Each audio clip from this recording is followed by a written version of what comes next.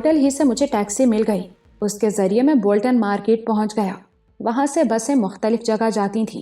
فوری طور پر کوئٹہ جانے والی ایئر کنڈیشنڈ کوچ تیار تھی. میں نے اسی کا ٹکٹ لیا اور بس میں سوار ہو گیا. بس کی سیٹیں خاصی آرام دہ تھیں. میں نے سیٹ کے پشت پیچھے کی طرف جھکائی اور نیم دراز ہو کر آنکھیں موند لیں. بس میں ٹی وی بھی چل رہا تھا. کچھ لوگ میری طرح اونگ رہے تھے اور کچھ ذوق و شوق سے ٹی وی دیکھ رہے تھے. جو لوگ ٹی وی دیکھ رہے تھے وہ آپس میں باتیں بھی کر رہے تھے. چونکہ صبح ہو چکی تھی اس لیے میں کسی کے بولنے پر اعتراض بھی نہیں کر سکتا تھا، ورنہ رات بھر کی مشقت اور بھاگ دوڑ سے سر درد کے مارے پھٹا جا رہا تھا. دل تو میرا یہی چاہ رہا تھا کہ کچھ دیر سکون سے سو لوں. میں نے بس میں ہونے والے شور کو ذہن سے جھٹکا اور سونے کی کوشش کرنے لگا. میرے پیچھے شاید کوئی نئے نویلے میاں بیوی تھے. بس میں چڑھتے وقت میں نے ان کی طرف دیکھا نہیں تھا. وہ کبھی زور زور سے باتیں کرنے لگتے، کبھی لڑکی کھلکھلا کر ہنستی اور کبھی وہ دونوں سرگوشیاں کرنے لگتے. ایسے میں صرف لڑکی کی چوڑیاں کھنکتی رہتی. نہ چاہتے ہوئے بھی ایک جملہ سن کر میں چونک اٹھا. وہ ذرا سخت لہجے میں بولی تھی، اب تم مجھے سچ مچ کی بیوی مت سمجھو اور ذرا ہوش میں رہو. سوری رخشی، لڑکا جلدی سے بولا. میں واقعی بھول گیا تھا کہ تم میری بیوی نہیں ہو اور یہ سب ایک ڈرامہ ہے. ان کے اس مکالمے سے میرے ذہن کو جھٹکا سا لگا. انہیں کیا ضرورت تھی اس قسم کا گھٹیا ڈرامہ کرنے کی؟ کیا پریشانی ہے؟ وہ ڈرامہ کر رہے ہیں تو کرتے رہیں. میں تھوڑی دیر تو سیٹ پر پہلو بدلتا رہا، پھر اپنے تجسس پر قابو نہ پا سکا اور کان پھر ان کی طرف لگا دیے، مگر اب وہاں خاموشی تھی. تھوڑی دیر بعد بس ایک ویران سی جگہ پر رک گئی. سڑک کے کنارے گھاس پھوس سے ایک ہوٹل بنایا گیا تھا جس میں فرنیچر کی جگہ بڑے بڑے پلنگ پڑے تھے. ان پلنگوں کے ساتھ ہی لکڑی کی چھوٹی چھوٹی میزیں پڑی تھیں. ان پر ایلومینیم کے گندے گلاس اور گھی کے استعمال شدہ ڈبوں میں پانی رکھا ہوا تھا. میرا چائے پینے کو دل تو بہت چاہ رہا تھا، بھوک بھی بہت محسوس ہو رہی تھی، مگر کپ بھی میلے اور گندے تھے اور دوسرے برتن بھی. میں نے کھڑکی سے ایک نظر باہر کا جائزہ لیا، پھر اترنے کا ارادہ ملتوی کر دیا. پچھلی سیٹ والا جوڑا بھی بس سے نہیں اترا تھا. وہ دونوں حیرت انگیز طور پر خاموش تھے. پھر لڑکا اچانک بولا، میں کھانے پینے کو کچھ لاتا ہوں، بیٹھے رہو. لڑکی نے بیزاری سے کہا، مجھے ان گندے برتنوں کو دیکھ کر گھن آ رہی ہے. تم کھانے کی بات کر رہے ہو؟ ان ہوٹلوں کی چائے اور کھانا بہت لذیذ ہوتا ہے، لڑکے نے کہا. شاید اسے بھی بھوک لگ رہی تھی. تو پھر تم ہی کھاؤ یہ لذیذ کھانا، لڑکی نے جواب دیا. پھر خاموشی چھا گئی کیونکہ لڑکا اتر کے جا چکا تھا. اس کے جانے کے بعد میں نے گردن کو تھوڑا سا خم دے کر پیچھے کی طرف دیکھا. وہ لڑکی انتہائی حسین تھی. اس نے جدید تراش کے کپڑے پہن رکھے تھے. آنکھیں بڑی بڑی اور انتہائی پرکشش تھیں. سیاہ دھوپ کا چشمہ اس نے آنکھوں کی بجائے سر پہ ٹکا رکھا تھا. اس کی عمر بامشکل 20 سال ہی ہوگی. اسے دیکھ کر میرا تجسس دو چند ہو گیا کہ آخر اتنی معصوم اور بھولی بھالی لڑکی کو ڈرامہ رچا کر ایک نوجوان کے ساتھ سفر کرنے کی کیا ضرورت تھی. ان کی بات چیت سے یہ بھی ظاہر نہیں ہوتا تھا کہ وہ محبت میں مبتلا ہو کر گھر سے بھاگے ہوں گے. میں جتنا غور کرتا گیا میرا تجسس سوا ہوتا گیا. پھر میں نے بات کی تہ تک اترنے کا فیصلہ کر لیا. سنیے، میں نے اچانک لڑکی کو مخاطب کیا. وہ چونک کر مجھے دیکھنے لگی. آپ کے پاس ڈسپرین یا اسی طرح کی کوئی ٹیبلٹ ہوگی؟ میرے سر میں شدید درد ہو رہا ہے. 1 منٹ، لڑکی نے جواب دیا اور اپنا پرس کھولتے ہوئے بولی. دیکھتی ہوں، شاید پرس میں کوئی ٹیبلٹ پڑی ہو. اسی وقت اس کا ساتھی لڑکا بس میں داخل ہوا. مجھے لڑکی کی طرف متوجہ دیکھ کر اس کی آنکھوں میں ناگواری کی پرچھائیاں نظر آئیں. دوسرے ہی لمحے اس نے خود پر قابو پا لیا اور لڑکی سے بولا، کیا بات ہے رینو؟ ان صاحب کو پین کلر کی ضرورت ہے، وہی ڈھونڈ رہی ہوں. لڑکے نے میری طرف دیکھا تو میں نے مسکین سی شکل بنا لی. اس نے سرد لہجے میں کہا، میرے بیگ کی سائیڈ پاکٹ میں ٹیبلٹس موجود ہیں، ٹھہرو دیتا ہوں. اس نے سیٹ کے نیچے سے بیگ گھسیٹا اور ٹیبلٹ نکال کر مجھے دے دی. اس کے انداز سے مجھے یوں لگا جیسے وہ کہہ رہا ہو، لو مرو. لڑکی نے جلدی سے تھرمس میں سے پانی نکال کر مجھے دیا. میرے سر میں درد تو تھا نہیں. میں نے پھرتی سے ٹیبلٹ شرٹ کی جیب میں لڑکا دی اور ظاہر کیا جیسے میں نے ٹیبلٹ منہ میں رکھ لی ہو. پھر میں نے جلدی سے پانی پی لیا اور ان لوگوں کا شکریہ ادا کیا. تھوڑی دیر وہاں رکنے کے بعد بس ایک مرتبہ پھر روانہ ہو گئی. پچھلی سیٹ پر پھر خاموشی تھی. میں نے بھی کوئٹہ پہنچنے تک ان دونوں کو ان کے حال پر چھوڑ دیا اور موجودہ صورتحال پر غور کرنے لگا. سوچتے سوچتے مجھے ایک مرتبہ پھر چیکو کا خیال آیا. میرے ذہن نے اب تک اس بات کو قبول نہیں کیا تھا کہ چیکو دشمنوں سے مل گئی ہے. پھر مجھے میک اپ مین کا ناٹک یاد آیا. دراصل شریف میک اپ مین تھا ہی نہیں، یا زیادہ سے زیادہ چھوٹے موٹے اسٹیج ڈراموں کے لیے کام کرتا ہوگا۔ بالوں یا جلد کو رنگنا کوئی مشکل نہیں، یہ کام تو کوئی بھی کر سکتا ہے۔ بازار میں ایسے بے شمار لوشنز اور کریمز موجود ہیں جن کے استعمال سے گوری رنگت سانولی اور کالی رنگت گوری ہو جائے۔ پھر میں اسی نتیجے پر پہنچا کہ وہ میک اپ وغیرہ محض ڈھونگ تھا۔ چیکو اس بہانے شاید مجھے اپنے ساتھیوں کی آمد تک روکنا چاہتی تھی اور وہ اس میں کامیاب رہی تھی۔ پچھلی سیٹ پر پھر سرگوشیاں شروع ہو گئیں۔ میں نے سیٹ کی پشت سے ٹیک لگا کر آنکھیں موند لیں۔ میں کچھ دیر اسی حالت میں رہا تو نیند آنے لگی۔ میں آنکھیں موندے اپنی نیند سے لڑتا رہا۔ اچانک لڑکا سخت لہجے میں ذرا زور سے بولا، آخر کیا ضرورت تھی اس پر مہربان ہونے کی؟ تم نے کیا ساری دنیا کا ٹھیکہ لے رکھا ہے؟ اس کی آواز اتنی بلند نہیں تھی کہ میں سن سکتا، مگر میں کان انہی کی باتوں کی طرف لگائے ہوئے تھا، اس لیے سننے میں کامیاب ہو گیا۔ کیا میں اپنی مرضی سے سانس بھی نہیں لے سکتی؟ لڑکی تلخ لہجے میں بولی۔ اگر میں نے ہمدردی سے اس کی بات سن لی اور اسے سر درد کی ٹیبلٹ دینا چاہی تو اس میں تمہارا یا کسی کا کیا نقصان ہو گیا؟ اپنا تذکرہ سن کر میں چونک اٹھا اور پہلے سے بھی زیادہ توجہ سے ان کی باتیں سننے لگا۔ دیکھو رینو، نوجوان نے قدرے نرم لہجے میں کہا، ہم جن کے لیے کام کر رہے ہیں اس کی ہدایات کی صریح خلاف ورزی کی ہے تم نے۔ وہ کسی کی ذرا سی غلطی کو بھی نظر انداز نہیں کرتا، بس آئندہ ایسی غلطی مت کرنا۔ میں تو اس دن کو کوستی ہوں جب میں اس کے چکر میں پھنسی تھی۔ رینو کا لہجہ اب بھی تلخ تھا۔ مگر تم بھی اس کی وکالت کرنا چھوڑو، یہاں تو وہ موجود نہیں ہے۔ اس خوش فہمی میں رہنا بھی مت، نوجوان نے جلدی سے کہا۔ اس کے کم از کم 2 آدمی اس بس میں بھی موجود ہیں، بس اب خاموش رہو۔ پھر پچھلی نشست پر خاموشی چھا گئی۔ میں دیر تک ان کی طرف کان لگائے بیٹھا رہا، مگر ان دونوں ہی نے شاید اب خاموش رہنے کا تہیہ کر لیا تھا۔ پھر اسی حالت میں نہ جانے کب مجھے بھی نیند آ گئی۔ میری آنکھ شاید بس کے دھچکے سے کھلی تھی۔ ہر طرف دھوپ پھیلی ہوئی تھی، بس چلنے کی بجائے کھڑی ہوئی تھی۔ پھر باہر سے کسی نے بلند آواز میں کہا کہ بس کی تلاشی ہوگی، اس لیے خاموشی سے سب لوگ نیچے اتر آئیں۔ میرا سوٹ کیس چونکہ خاصا بڑا تھا، سب مسافر ایک ایک کر کے نیچے اتر رہے تھے۔ پچھلی سیٹ والی لڑکی اور لڑکا بھی اتر چکے تھے۔ میں اپنی سیٹ سے اٹھنے ہی والا تھا کہ میری نظر سوٹ کیس کے کنڈے پر پڑی۔ ایک طرف کا کنڈا کھلا ہوا تھا۔ میں چونک اٹھا۔ اس کا مطلب ہے کسی نے میرا سوٹ کیس کھولنے کی کوشش کی تھی۔ میں نے جھپٹ کر سوٹ کیس کھولا کہ اس میں سے کیا چیز نکالی گئی ہے۔ نوٹوں کا پارسل اور لاک کی چابی بھی اس میں تھی۔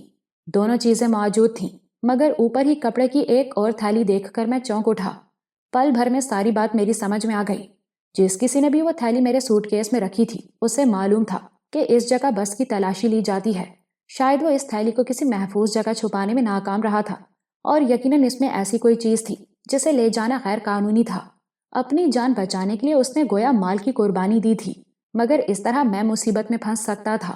بس کا آخری مسافر بھی نیچے اتر گیا تھا اور اب کسی بھی لمحے تلاشی شروع ہو سکتی تھی۔ میں نے بھی یہی فیصلہ کیا کہ اس سوٹ کیس سے لا تعلقی کا اعلان کر دوں۔ یہ فیصلہ کرنے کے بعد سوٹ کیس بند کر کے میں بھی نیچے اتر گیا۔ وہ نہ جانے کون سی پوسٹ تھی۔ رینجرز کے 2 افراد بس میں داخل ہو گئے۔ انہوں نے سرسری نظر سے بس کا جائزہ لیا، سیٹوں کے نیچے جھانکا، پھر مطمئن ہو کر اتر گئے اور مسافروں کو بس میں چڑھنے کی اجازت دے دی۔ جتنی دیر رینجرز والے بس میں رہے، میں گویا سولی پر ٹنگا رہا۔ میرے اعصاب بہت بری طرح کشیدہ ہو گئے تھے۔ مجھے رہ رہ کر اس شخص پر غصہ آ رہا تھا جس نے مجھے قربانی کا بکرا بنانا چاہا تھا۔ ظاہر ہے اب وہ اپنی تھیلی واپس لینا چاہے گا۔ میں نے سوچا پھر میں دیکھوں گا کہ وہ ہے کون۔ سارے مسافر بس میں سوار ہو گئے تو بس چل دی۔ اس تلاش پر لوگ بلند آواز میں تبصرہ کر رہے تھے۔ پھر یہ معلوم ہوا کہ کہیں سے مخبری ہوئی ہے۔ کراچی سے آنے والی بس میں کچھ تخریب کار سوار ہیں۔ وہ کوئٹہ کے راستے ایران میں داخل ہونا چاہتے ہیں اور ان کا مقصد شاید ایران کو نقصان پہنچانا ہے۔ بس کی تلاشی تو محض بہانہ تھی۔ ان کا ایک افسر مسافروں کا گہری نظروں سے جائزہ لے رہا تھا۔ اس بس میں چونکہ وہ تخریب کار موجود نہیں تھے، اس لیے بس کو روانگی کی اجازت مل گئی تھی۔ ان دنوں ایران میں بادشاہت تھی۔ پاکستان اور ایران کے تعلقات ہمیشہ خوشگوار اور برادرانہ رہے ہیں، اسی لیے ان تخریب کاروں کو اتنی مستعدی سے تلاش کیا جا رہا تھا۔ رینجرز اور پولیس کے پاس ان کی تصویریں بھی ہوں گی۔ تم اتنی پریشان کیوں ہو؟ نوجوان لڑکی سے مخاطب تھا۔ میں نہیں تو، وہ دراصل پہلی دفعہ ہے نا، اس لیے میں کچھ نروس ہو رہی تھی۔ اسی طرح نروس ہوتی رہیں تو اپنے ساتھ تم مجھے بھی پھنسواؤ گی۔ نہیں، اب تو پریشانی کی کوئی بات نہیں، لڑکی سنبھل کر بولی۔ میں نے ایک بہت محفوظ ٹھکانہ ڈھونڈ لیا ہے۔ کیا مطلب؟ نوجوان گھبرا کر بولا۔ مطلب تو کوئٹہ ہی چل کر بتاؤں گی، لڑکی نے جواب دیا۔ رینو، نوجوان سرگوشی میں بولا، پھر اس کی آواز بالکل ہی سرگوشی میں ڈھل گئی، اس لیے کوشش کے باوجود میں کچھ نہ سن سکا۔ جواب میں لڑکی بھی کچھ بولی تھی۔ مجھے بہرحال کسی حد تک یہ علم ہو چکا تھا کہ تھیلی اس لڑکی نے ہی میرے سوٹ کیس میں رکھی تھی۔ آخر اس تھیلی میں کیا تھا؟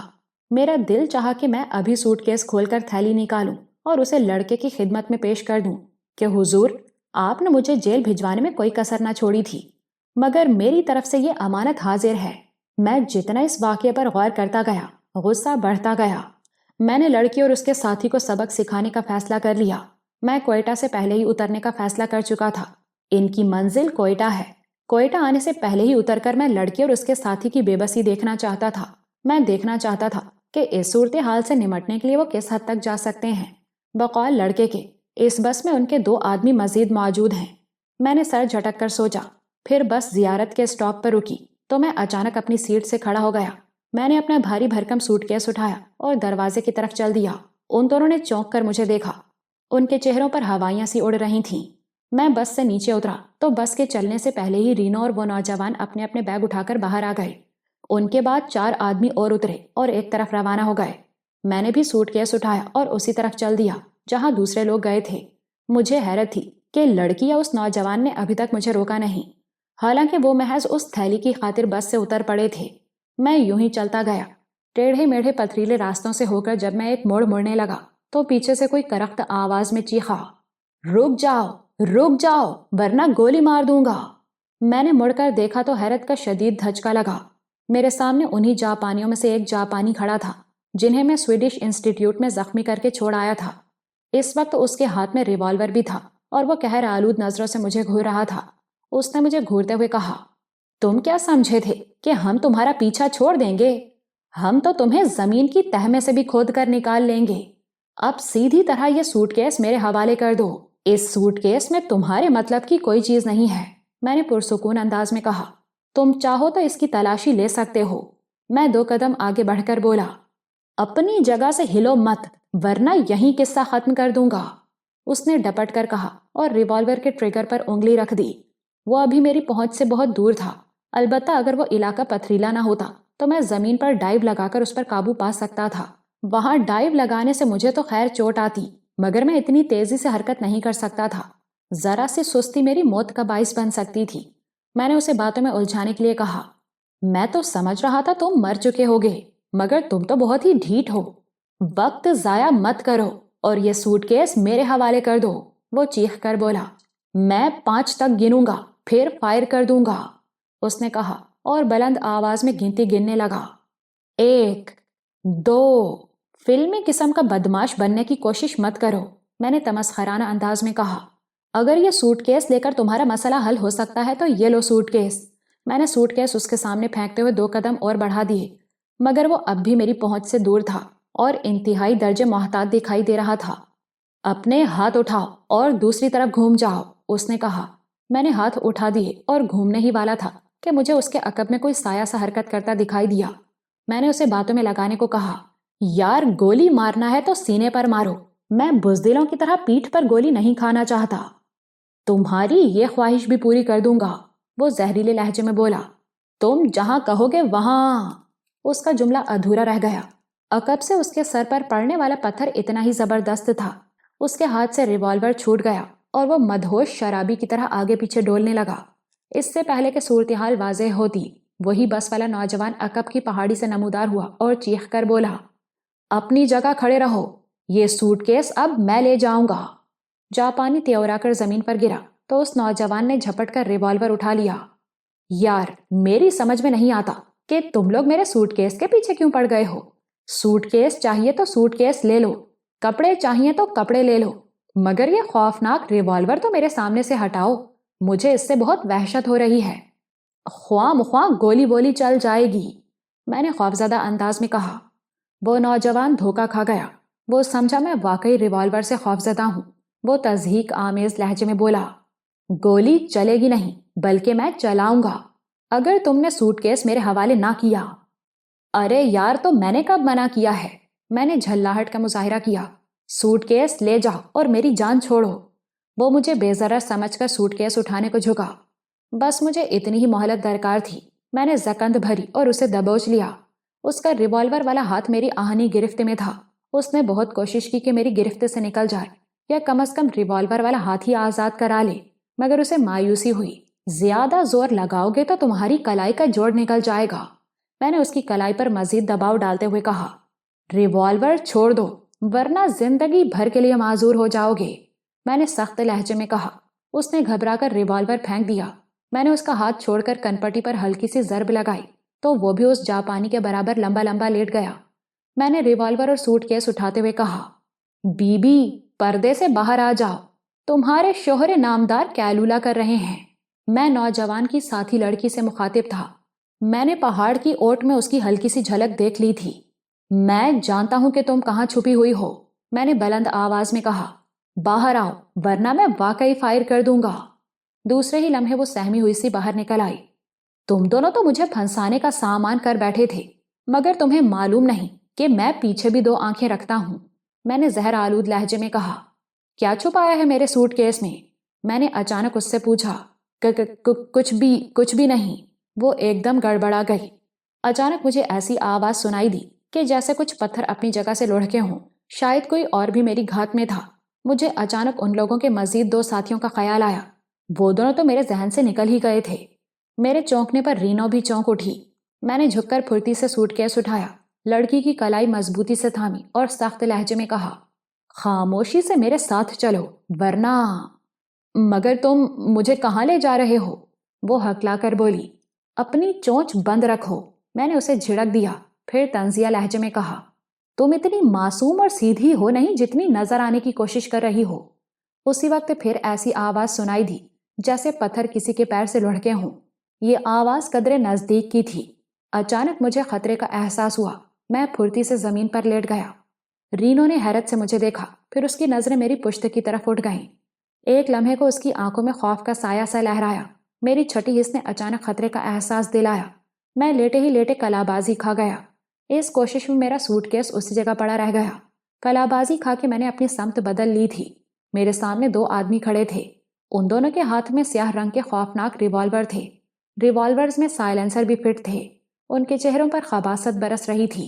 خاموشی سے اپنی جگہ پڑے رہو، ان میں سے ایک پھٹی پھٹی آواز میں بولا۔ ہم تمہارے سوٹ کیس سے صرف اپنی چیزیں لیں گے، ہمیں سوٹ کیس سے کوئی دلچسپی نہیں ہے۔ وہ سانس لینے کو رکا، پھر بولا، اور کسی غلط فہمی میں مت رہنا، یہ ریوالور دکھاوے کے لیے نہیں ہے اور ہمارا نشانہ بھی بہت اچھا ہے۔ اس نے دوسرے آدمی کو اشارہ کیا۔ وہ آگے بڑھ کے سوٹ کیس اٹھانے لگا۔ میں اپنی جگہ سے چھلانگ لگا کر اس تک پہنچنے کی کوشش کرنے ہی والا تھا کہ اس کا ساتھی بول اٹھا، بری بات، آرام سے پڑے رہو۔ اس دوران میں اس کے ساتھی نے سوٹ کیس کھول کر وہ تھیلی نکالی۔ رینو، تم اسے ہوش میں لانے کی کوشش کرو، اس نے بے ہوش نوجوان کی طرف اشارہ کیا۔ اس سے کچھ فاصلے پر وہ جاپانی پڑا تھا جسے رینو کے ساتھی نے پتھر مار کے بے ہوش کر دیا تھا۔ رینو اپنے نام نہاد شوہر کو ہوش میں لانے کی کوشش کر رہی تھی۔ شکیل اٹھو، آنکھیں کھولو۔ ذرا سی کوشش کے بعد شکیل نے آنکھیں کھول دیں۔ آنکھیں کھولتے ہی وہ جھپٹ کر اٹھ کھڑا ہوا۔ سب سے پہلے اس کی نظر مجھ پر پڑی، مگر مجھے زمین پر لیٹا دیکھ کر ٹھٹک گیا۔ پھر وہ سوٹ کیس کی طرف جھپٹا، مگر ریوالور والے نے اسے چونکا دیا۔ زیادہ پھرتی دکھانے کی کوشش مت کرو، اس نے کہا۔ اب یہاں سے نکل چلو۔ اس کا کیا کرو گے؟ شکیل نے میری طرف اشارہ کیا۔ اس کا اچار ڈالیں گے، یہ کہہ کر وہ بھونڈے انداز میں ہنسنے لگا۔ پھر ہنستے ہنستے وہ ایک دم سنجیدہ ہو گیا اور مجھ سے بولا، کھڑے ہو جاؤ۔ میں کھڑا ہو گیا تو اس نے مجھے سوٹ کیس اٹھانے کا حکم دیا۔ میں جو ہی سوٹ کیس اٹھانے کو جھکا، میرے سر پر قیامت ٹوٹ پڑی۔ سر پر پڑنے والی ضرب اتنی ہی زوردار تھی۔ میری آنکھوں میں ستارے سے ناچ گئے۔ روشنی کا ایک جھماکا سا ہوا، پھر گویا دھک سے فیوز اڑ گیا اور میرے ذہن کا اسکرین تاریک ہو گیا۔ میری آنکھ کھلی تو سورج غروب ہو چکا تھا اور آہستہ آہستہ اندھیرا پھیل رہا تھا۔ میں جھٹکے سے اٹھ کر بیٹھ گیا۔ اٹھنے سے میرے سر میں دھماکے سے ہونے لگے۔ میں نے آس پاس کا جائزہ لیا تو کچھ فاصلے پر وہی جاپانی دکھائی دیا۔ میرا سوٹ کیس بھی وہیں پڑا تھا۔ اس جاپانی کی اتنی طویل بے ہوشی میری سمجھ سے بالا تر تھی۔ وہ مجھ سے پہلے بے ہوش ہوا تھا اور اب تک انٹا غفیل پڑا تھا۔ تکلیف کا احساس کچھ کم ہوا تو میں آہستگی سے کھڑا ہو گیا۔ پہلے میں نے سوٹ کیس کا جائزہ لیا۔ اس کی ہر چیز اپنی جگہ موجود تھی۔ رقم کا لفافہ بھی تھا اور لاک کی چابی بھی۔ اس طرف سے مطمئن ہو کر میں اس جاپانی کی طرف متوجہ ہوا۔ پتھر کی ضرب سے اس کا سر پھٹ گیا تھا اور وہ غیر فطری انداز میں زمین پر پڑا ہوا تھا۔ اس کی آنکھیں کھلی ہوئی تھیں۔ میں نے جھک کر اس کی نبض دیکھی۔ نبض کی حرکت معدوم تھی۔ میں نے طویل سانس لیا۔ وہ جاپانی مر چکا تھا۔ پتھر کی ضرب اس کے لیے جان لیوا ثابت ہوئی تھی۔ اسے یوں ہی چھوڑ کر میں اٹھ کھڑا ہوا، سوٹ کیس اٹھایا اور وہاں سے روانہ ہو گیا۔ میں نہیں چاہتا تھا کہ پولیس مجھے قتل کے الزام میں دھر لے۔ یہ تو غنیمت ہوا کہ میری بے ہوشی کے دوران میں کوئی وہاں سے گزرا نہیں۔ میں ایک لمبا چکر کاٹ کر مین روڈ پر پہنچا۔ سڑک دور دور تک سنسان تھی۔ میں یہ سوچ کر پیدل ہی کوئٹہ کی طرف روانہ ہو گیا کہ کوئی گاڑی دکھائی دی تو میں اس سے لفٹ لے لوں گا۔ مجھے پیدل چلتے ہوئے آدھا گھنٹہ ہو گیا تھا۔ ہر طرف ہلکا ہلکا اندھیرا پھیل گیا تھا۔ تھکن بھی محسوس ہو رہی تھی اور بھوک بھی۔ جب مجھے یہ احساس ہوا کہ میں نے گزشتہ 18 گھنٹے سے کچھ بھی نہیں کھایا تو اچانک مجھے نقاہت محسوس ہونے لگی۔ تھکن دگنی ہو گئی اور مجھ سے آگے بڑھنا محال ہو گیا۔ میں سڑک کے کنارے ایک بڑے سے پتھر پر بیٹھ گیا۔ پھر بیٹھے بیٹھے بھی مجھے کافی دیر ہو گئی۔ اندھیرا پوری طرح اجالے پر غالب آ گیا اور فضا میں خنکی خاصی بڑھ گئی۔ میں اپنے خیالات میں گم یوں ہی بیٹھا رہا۔ میں نے سوچا، آخر میں ہی کیوں بار بار نشانہ بنتا ہوں؟ بچپن سے لے کر آج تک تقدیر نے بار بار مجھے چرکے لگائے تھے۔ جو دن ماما کے گھر میں گزرے تھے بس وہی پرسکون دن تھے۔ شاید وقت نے مجھے سستانے کا موقع دیا تھا۔ پھر وہی بھاگ دوڑ شروع ہو گئی تھی۔ پھر مجھے وانگ کا خیال آیا۔ پہلے میں اسے اپنا محسن سمجھتا تھا، مگر وہ میرا محسن ہرگز نہیں تھا۔ وہ مجھے اپنے ہی کسی مقصد کے لیے استعمال کرنا چاہتا تھا۔ اپنے مقصد کے لیے تو لوگ خونخوار کتوں کی بھی خدمت کرتے ہیں، انہیں کھلاتے ہیں، تربیت دیتے ہیں، پھر انہیں استعمال کرتے ہیں۔ مجھے شہلا کا خیال آیا۔ وہ نہ جانے کہاں تھی۔ وانگ یو نے اس کا سراغ بھی لگا لیا تھا، مگر اپنی کسی مصلحت کے تحت مجھے بتایا نہیں تھا۔ وہ اگر زندہ رہتا تو شاید بتا بھی دیتا۔ وہ نہ جانے کن سرگرمیوں میں ملوث تھا۔ اگر وہ مجھے تفصیل سے سب کچھ بتا دیتا تو مجھے اتنی پریشانی نہ ہوتی۔ اب تو اس نے وہ خفیہ کاغذات میرے حوالے کر کے مجھے عذاب میں مبتلا کر دیا تھا۔ اگر میرے ساتھ یہ بکھیڑے نہ ہوتے تو میں اطمینان سے شہلا کو تلاش کرتا، مگر اب تو میری اپنی ہی جان کے لالے پڑے ہوئے تھے۔ اچانک کسی گاڑی کے ہیڈ لیمپس کی تیز روشنی نے میری آنکھیں چوندھیا دیں۔ میں اپنے خیالات سے چونک کر کھڑا ہو گیا۔ کوئی گاڑی تیزی سے آ رہی تھی۔ میں نے سوٹ کیس اٹھایا اور ذرا آگے بڑھ کر گاڑی کو روکنے کے لیے ہاتھ ہلانے لگا۔ گاڑی زناٹے سے میرے قریب سے گزر گئی۔ پھر فوراً ہی ڈرائیور نے بریک لگائے۔ سڑک پر پہیوں کی رگڑ سے خاصی آواز پیدا ہوئی اور گاڑی مجھ سے کچھ فاصلے پر جا رکی۔ دوسرے ہی لمحے وہ ریورس ہو کر میرے نزدیک آ گئی اور ڈرائیور نے کھڑکی سے سر نکال کر کچھ پوچھا جسے میں سمجھ نہ سکا، کیونکہ اس نے وہ جملہ بلوچی میں ادا کیا تھا۔ میں نے جلدی سے انگلش میں کہا، میں بلوچی نہیں جانتا۔ کہاں جاؤ گے؟ اس نے مسکرا کر پوچھا۔ یہاں اس وقت کیا کر رہے ہو؟ کوئٹہ جاؤں گا جناب، میں نے جواب دیا۔ میں زیارت پر بس سے اتر گیا تھا، پھر وہاں سے کوئی سواری نہیں ملی۔ آ جاؤ، گاڑی میں آ جاؤ، میں بھی کوئٹہ ہی جا رہا ہوں۔ میں نے پچھلی طرف کا دروازہ کھول کے سوٹ کیس گاڑی میں رکھا، پھر پیسنجر سیٹ پر بیٹھ گیا۔ وہ گاڑی بہت شاندار تھی، جدید ماڈل کی بیویک تھی۔ اس میں شاید ہیٹر چل رہا تھا، کیونکہ اندر کا درجہ حرارت باہر کے مقابلے میں زیادہ تھا۔ دروازہ کھلنے سے کچھ لمحے کو گاڑی کے اندر کا بلب روشن ہوا تھا۔ اس کی روشنی میں نے گاڑی کے مالک کا سرسری سا جائزہ لیا تھا۔ وہ خاصا باوقار شخص تھا۔ اس نے 3 پیس سوٹ پہن رکھا تھا۔ لب و لہجے سے بھی خاصا پڑھا لکھا اور مہذب لگ رہا تھا۔ گاڑی ہلکے سے جھٹکے سے آگے بڑھ گئی۔ تم ترک ہو شاید، اس نے کہا۔ پاکستان گھومنے آئے ہو؟ آپ نے کیسے اندازہ لگایا کہ میں ترک ہوں؟ میں نے مسکرا کر پوچھا۔ تمہارے رنگ اور روپ اور قد و قامت سے، اس نے جواب دیا۔ میں پاکستانی ہوں جناب، میں نے کہا۔ پھر وہ ادھر ادھر کی باتیں کرتا رہا۔ میں نے بتایا کہ میں گھومنے کی غرض سے کوئٹہ جا رہا ہوں۔ کراچی میں میرا ایکسپورٹ امپورٹ کا بزنس ہے۔ شکر ہے کہ اس نے یہ نہیں پوچھا کہ میں کیا چیز ایکسپورٹ کرتا ہوں اور باہر سے کیا منگاتا ہوں۔ مجھے احساس ہی نہیں ہوا کہ کب مجھے نیند آ گئی۔ میری آنکھ کھلی تو وہ میرا شانہ پکڑ کر ہلا رہا تھا۔ اٹھو، ہم لوگ کوئٹہ پہنچ گئے ہیں۔ میں نے کھڑکی سے باہر نظریں دوڑائیں۔ ہم لوگ واقعی کوئٹہ پہنچ چکے تھے۔ رات خاصی ہو گئی تھی، اس لیے کوئٹہ کی سڑکیں ویران تھیں۔ تھینک یو ویری مچ، میں نے ممنونیت سے کہا۔ مجھے یہیں ڈراپ کر دیں۔ میرا خیال ہے کہ تم میرے ساتھ چلو، گاڑی والے نے آفر کی۔ میں بہت شرمندہ ہوں کہ میں نے اب تک آپ کا نام بھی نہیں پوچھا۔ مجھے واقعی شرمندگی تھی۔ تو میں نے کب تمہارا نام پوچھا؟ وہ ہنس کر بولا۔ چلو حساب برابر ہو گیا۔ میرا نام عبداللہ خان پانیزئی ہے، سردار عبداللہ خان پانیزئی۔ میرا نام خرم ہے، میں نے جواب دیا۔ آپ کی آفر کا بہت شکریہ. مجھے یہاں اپنے ایک دوست سے ملنا ہے. اسی کے ساتھ قیام بھی کروں گا. اس لیے مجھے اجازت دیں. میں تمہیں اپنے ساتھ ہی ٹھہراتا، لیکن صبح صبح مجھے ایک ضروری کام سے کلات جانا ہے، اس لیے مجبوراً تمہیں خدا حافظ کہہ رہا ہوں. عبداللہ خان نے کہا، پھر اپنی جیب سے وزٹنگ کارڈ نکال کر میری طرف بڑھایا اور بولا، میرا کارڈ رکھ لو، میں 3 دن میں لوٹ آؤں گا. کوئٹہ میں کسی بھی قسم کی پریشانی ہو تو میرے پاس آ جانا. پھر وہ چونک کر بولا، مگر تمہارا وہ دوست رہتا کہاں ہے؟ اس وقت تو تمہیں کوئی سواری نہیں ملے گی. چلو میں تمہیں وہیں ڈراپ کر دوں. میں گڑبڑا گیا، پھر جلدی سے بات بناتے ہوئے بولا، میرا دوست بھی کراچی ہی سے آیا ہے، وہ یہاں ہوٹل میں مقیم ہوگا، مجھے بھی وہیں چھوڑ دیں. کون سے ہوٹل میں؟ عبداللہ خان الجھ گیا. میں دراصل پہلی دفعہ کوئٹہ آیا ہوں اور اس نے ہوٹل کا نام بتایا تو تھا، مگر میرے ذہن سے نکل گیا. ہوٹل؟ میں نے ذہن پر زور دینے کی اداکاری کی. فرح؟ اس نے سوالیہ انداز میں پوچھا. فرح، میں جلدی سے بولا. میرا اندازہ درست نکلا. وہ ہنس کر بولا، دراصل یہاں وہی ڈھنگ کا ہوٹل ہے. 10 منٹ بعد عبداللہ خان کی گاڑی ہوٹل کے باہر کھڑی تھی. گاڑی دیکھ کر ہوٹل کا باوردی پورٹر دوڑتا ہوا وہاں آ گیا. اس نے سوٹ کیس میرے ہاتھ سے لے لیا. عبداللہ خان نے مجھے الوداعی مصافحہ کیا اور روانہ ہو گیا. مجھے بغیر کسی دقت کے کمرہ مل گیا کیونکہ سیزن شروع ہونے میں ابھی دیر تھی. کمرے میں پہنچ کر میں گرم پانی سے نہایا تو آدھی تھکن دور ہو گئی. میں نے خوب ڈٹ کر کھانا کھایا، پھر لمبی تان کر سو گیا. میں دوسرے دن 11 بجے تک سوتا رہا. سو کر اٹھا تو پھر وہی پریشانی کہ اب کیا کروں، کہاں جاؤں. میرے دشمنوں کو شاید یہ بھی علم تھا کہ میں کوئٹہ کی طرف آیا ہوں، ورنہ وہ جاپانی میرے پیچھے کیسے آتا. پہلے میں نے سوچا کہ کمرے میں ہی کھانا منگا لوں، مگر پھر یہ سوچ کر ڈائننگ ہال میں آ گیا کہ ممکن ہے مجھے اپنے دشمنوں میں سے کوئی نظر آ جائے. میں چوہے بلی کے اس کھیل سے اکتا گیا تھا. ڈائننگ ہال میں اس وقت زیادہ لوگ نہیں تھے. میں نے ایک خالی میز پر بیٹھ کر سوپ کا آرڈر دیا اور ہال میں بیٹھے ہوئے لوگوں کا جائزہ لینے لگا. وہاں مقامی لوگ برائے نام تھے. اکثریت ایرانیوں کی تھی. کچھ غیر ملکی سیاح بھی نظر آئے جو یا تو ایران جا رہے تھے یا پھر ان کا رخ کراچی کی طرف تھا. میں بھی ہال کا جائزہ لے ہی رہا تھا کہ دائیں طرف کی میز سے اٹھ کر ایک مقامی آدمی میری میز پر آ گیا.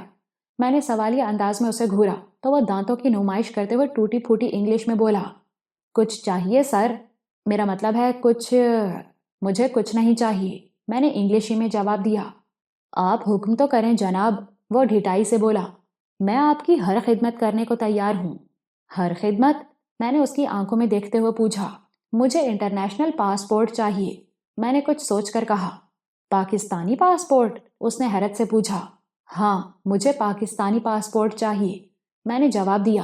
پاکستانی نیا پاسپورٹ مشکل سے ملے گا، اس نے سوچتے ہوئے کہا. کسی اور ملک کا پاسپورٹ کہیں تو لا سکتا ہوں، بس اس پر مجھے آپ کی تصویر لگانا پڑے گی، اس نے جواب دیا. مگر اس میں پیسے بہت خرچ ہوں گے. تم پاسپورٹ کب تک لا سکتے ہو؟ اگر آپ ابھی فوٹو دے دیں تو شام تک، اس نے جواب دیا.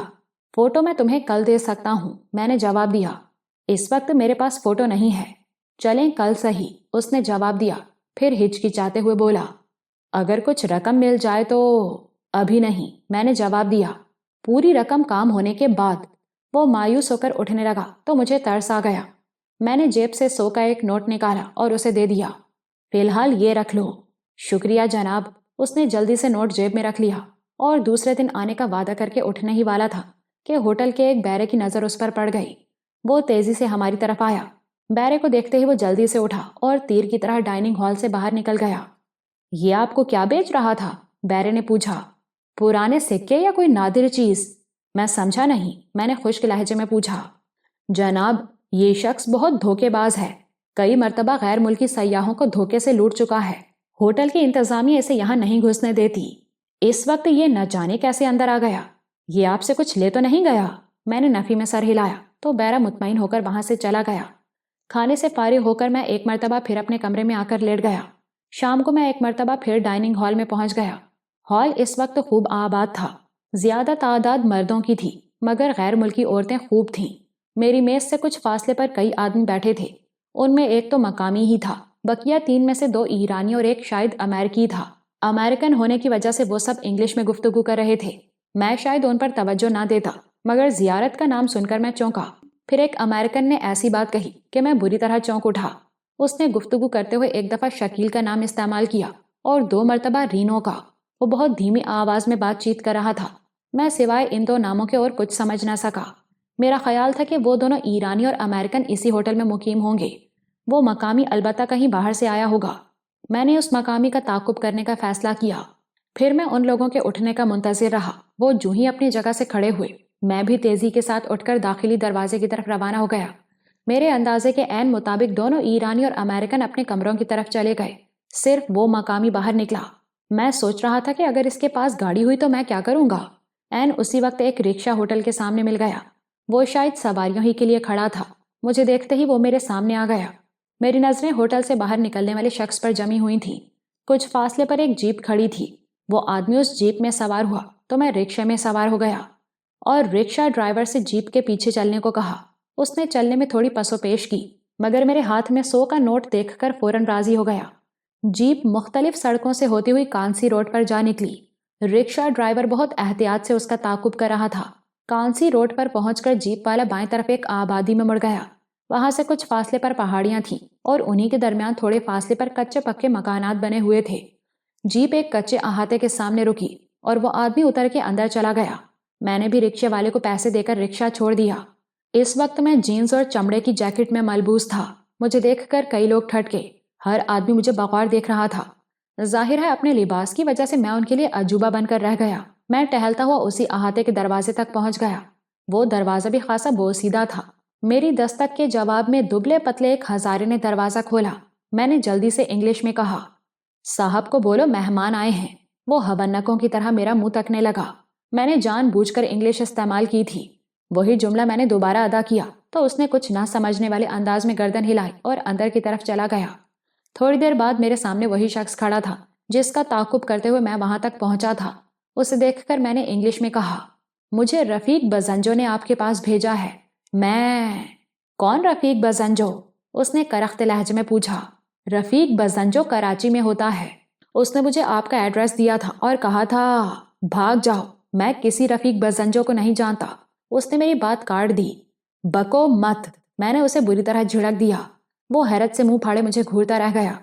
بات تھی بھی حیرت زدہ کرنے والی۔ میں اسی کے دروازے پر کھڑا ہو کر اسی کو جھڑک رہا تھا۔ وہ جسمانی طور پر بھی میرے مقابلے میں ڈیوڑا تو ضرور رہا ہوگا، یوں بھی اس کا شمار علاقے کے معززین میں ہوتا ہوگا، کیونکہ نہ اس آبادی میں کسی کا مکان اتنا بڑا تھا، نہ کسی دروازے کے آگے کوئی گاڑی کھڑی تھی۔ میں کہتا ہوں دفع ہو جاؤ یہاں سے۔ اس نے اچانک ریوالور نکال لیا، مگر اسے ریوالور سیدھا کرنے کی مہلت دیے بغیر میں نے اس کی طرف جھپٹا مارا اور ریوالور چھین لیا۔ اب سیدھی طرح اندر چلو، میں نے اسے گھورتے ہوئے کہا۔ مجھے شکیل اور رینو سے ملنا ہے۔ میں نے ریوالور کو جھٹکا دیا۔ اب یہ مت کہنا کہ کون شکیل اور کون رینو۔ وہ تھوک نکل کر رہ گیا۔ اس کے چہرے پر ایسے تاثرات تھے جیسے موقع ملتے ہی مجھے کچا چبا جائے گا۔ مجھے ابھی اور اسی وقت ان دونوں سے ملنا ہے، اور میں یہ اچھی طرح جانتا ہوں کہ وہ تمہارے ساتھ ٹھہرے ہوئے ہیں۔ میں نے کہا، تم ہو کون؟ وہ حیرت کے شدید جھٹکے سے کسی حد تک سنبھل چکا تھا۔ کالا چور، میں نے تمسخرانہ انداز میں جواب دیا، اور اگر تم نے انکار کیا تو تمہیں گولی مار کے چلتا بنوں گا، اس لیے سوچ سمجھ کر انکار کرنا۔ اس نے طویل سانس لیا، پھر مجھ سے بولا، آؤ میرے ساتھ۔ وہ جانے کے لیے مڑ گیا۔ سنو، میں نے اسے ٹوک دیا، کوئی چالاکی دکھانے کی کوشش مت کرنا، ورنہ زیادہ دھمکیاں مت دو، اس نے کاٹ کھانے والے لہجے میں کہا۔ سمد خان جب بھی مارے گا سامنے سے مارے گا، سمجھے؟ وہ احاطہ خاصا وسیع و عریض تھا۔ اقامتی عمارت وہاں سے کافی فاصلے پر تھی۔ احاطے کے ایک کونے میں لکڑی کے بڑے بڑے شہتیر اور بلیاں پڑی تھیں۔ اس کے سامنے ہی مختلف قسم کا کاٹھ کباڑ کا ایک ڈھیر تھا۔ اچانک مجھے وہی ہزارہ دکھائی دیا۔ میں نے جھپٹ کر ایک ہاتھ اس کی گردن پر مارا۔ وہ بہت سعادت مندی سے بے ہوش ہو گیا۔ وہ ہزارہ بھی مجھے کاٹھ کباڑ کا ایک حصہ لگا تھا۔ میں نے ہنستے ہوئے پوچھا، یار تم کباڑی ہو کیا؟ اس نے کوئی جواب دینا مناسب نہ سمجھا، بس دانت پر دانت جمائے آگے بڑھتا رہا۔ احاطے کے بعد بڑا سا ایک برآمدہ تھا۔ اس کی تیاری میں لکڑی کے موٹے موٹے شہتیر اور بڑے بڑے پتھر استعمال کیے گئے تھے۔ کمروں کے دروازے بھی بدنما اور بھدے تھے، مگر اتنے مضبوط تھے کہ آسانی سے نہیں ٹوٹ سکتے تھے۔ ایک کمرے کا بھیڑا ہوا دروازہ کھول کر وہ اندر داخل ہو گیا۔ کمرے میں آرام کرسی پر شکیل نیم دراز تھا اور رینو صوفے پر بیٹھی کوئی میگزین دیکھ رہی تھی۔ کمرے میں آتش دان روشن تھا، اس لیے اندر کا درجہ حرارت خوشگوار تھا۔ شکیل نے ایک نظر سمد خان پر ڈالی پھر اس کے پیچھے مجھے دیکھ کر اس کی آنکھیں حیرت کی زیادتی سے پھٹ گئیں۔ یہی حال رینو کا بھی تھا۔ میں نے طنزیہ لہجے میں شکیل سے کہا، تم کیا سمجھتے تھے کہ مجھے دھوکہ دے کر بھاگ جاؤ گے اور میں تمہارا پیچھا چھوڑ دوں گا؟ پھر میں رینو کی طرف مڑا، اور تم نے تو مجھے پھنسانے کی پوری کوشش کی تھی۔ میرا دھیان اس دوران میں صمد خان کی طرف سے ہٹ گیا تھا، مگر اس سے غافل نہیں تھا۔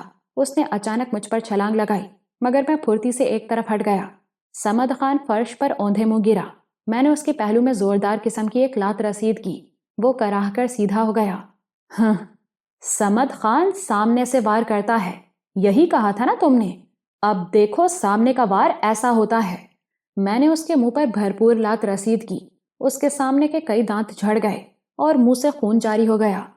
دھوکہ دینے والوں کو تو میں نہایت بے دردی سے مارتا ہوں۔ میں نے اس کے منہ پر ایک اور لات رسید کی۔ اس مرتبہ وہ الٹ کر گرا تو پھر نہ اٹھ سکا۔ وہ بے ہوش ہو چکا تھا۔ میں نے شکیل سے پوچھا، یہاں مزید کتنے آدمی ہیں؟ اور تو کوئی بھی نہیں ہے سوائے ایک ہزاریے کے۔ دراصل صمد خان بھی یہاں ہوتا نہیں ہے، یہ عمارت کو گودام کے طور پر استعمال کرتا ہے۔ وہ عمارتی لکڑی کا تاجر ہے۔ یہاں تو ہم لوگ عارضی طور پر ٹھہرے ہوئے تھے۔ ہوٹل کی بجائے تم لوگ یہاں کیوں ٹھہرے؟ میں نے پوچھا۔ ہمیں تم سے خطرہ تھا، تمہارا رخ بھی کوئٹہ کی طرف تھا۔ وہ دونوں تو تمہیں ٹھکانے لگانا چاہتے تھے، مگر رینو نے اس بات کی شدید مخالفت کی۔ میں نے بھی انہیں یقین دلایا کہ تم ہمارے دشمن نہیں ہو، بلکہ رینو کی حماقت کی وجہ سے ہمارے ساتھ الجھ پڑے ہو۔ جان بخشی کا بہت بہت شکریہ، میں نے رینو سے کہا، مگر تم نے مجھے پھنسانے کی کوشش کیوں کی؟ نادانستگی میں ایسا ہو گیا، رینو شدید شرمندگی سے بولی۔ دراصل مجھے خود بھی علم نہیں تھا کہ اس تھیلی میں کیا ہے۔ بس مجھ سے کہا گیا تھا کہ یہ تھیلی کسی بھی حالت میں پولیس کے ہاتھ نہ لگے، اور اگر ایسی نوبت آ جائے تو کوشش کرنا کہ یہ تمہارے پاس سے برآمد نہ ہو۔ تم لوگ جا کہاں رہے ہو؟ میں نے پوچھا۔ میں الجھ کر رہ گیا تھا۔ اب میں تم سے کچھ نہیں چھپاؤں گی۔ اچانک رینو رونے لگی۔ میں اس زندگی سے تنگ آ گئی ہوں۔ بھلا یہ بھی کوئی زندگی ہے؟ خوف و ہراس، بے چینی اور جواب طلبی۔ رینو، شکیل نے اسے آنکھیں دکھائیں، مجھے بولنے دو، میں اپنے ذہن پر زیادہ دیر یہ بوجھ نہیں رکھ سکتی۔ شاباش، صمد خان کی طنز بھری آواز سنائی دی۔ نہ جانے وہ کب ہوش میں آ گیا تھا۔ باس نے خوب کارکن رکھے ہیں، اگر یہی حال رہا تو چل چکا کاروبار۔ کچھ دن بعد ہم سب جیل میں نظر آئیں گے۔ بکو مت، میں نے اسے پھر جھڑک دیا۔ ابھی تو خوب بول لے، وہ رینو سے مخاطب تھا، مگر تو بھی اچھی طرح جانتی ہے کہ غداری کی سزا موت ہے۔ رینو سہم کر رہ گئی۔ شاید صمد خان کے کہنے پر اسے اپنا انجام یاد آ گیا تھا۔ وہ تھوڑی دیر غائب دماغی کسی کیفیت میں باری باری شکیل اور صمد خان کو دیکھتی رہی، پھر وہ چیتے کی طرح جھپٹی اور میرے ہاتھ میں سے ریوالور لے کر دوسری طرف نکل گئی۔ اس کی پھرتی پر میں بھی اشش کر اٹھا۔ شاباش رینو، صمد خان چہک کر بولا، خوب دھوکہ دیا ہے اسے۔ واقعی، شکیل نے بھی ہنس کر کہا، تم تو بہت ذہین اور پھرتیلی ہو گئی ہو۔ لاؤ، اب یہ ریوالور مجھے دے دو، شکیل نے رینو سے کہا۔ بکواس مت کرو، رینو چیخ کر بولی، جہاں ہو وہیں کھڑے رہو۔ رینو، صمد خان نے حیرانی سے اسے دیکھا، پاگل تو نہیں ہو گئی؟ میں اب زیادہ دن تک اس ذہنی دباؤ کو برداشت نہیں کر سکتی۔ میں آزادی چاہتی ہوں، کھلی فضا میں سانس لینا چاہتی ہوں۔ اس ماحول میں میرا دم گھٹ جائے گا، اس نے عجیب سے لہجے میں کہا۔ مجھے اس کی آنکھوں میں دیوانگی کی جھلک محسوس ہوئی۔ ٹھیک ہے بیبی، صمد خان جلدی سے بولا، میں باس سے سفارش کروں گا کہ کچھ مہینے کے لیے آرام کی غرض سے تمہیں یورپ بھیج دے۔ گھوم پھر لوگی تو تمہارے ذہن سے بوجھ ہٹ جائے گا۔ شٹ اپ، رینو چیخ کر بولی، اس قسم کی لچھے دار باتوں میں میری زندگی تباہ ہو گئی۔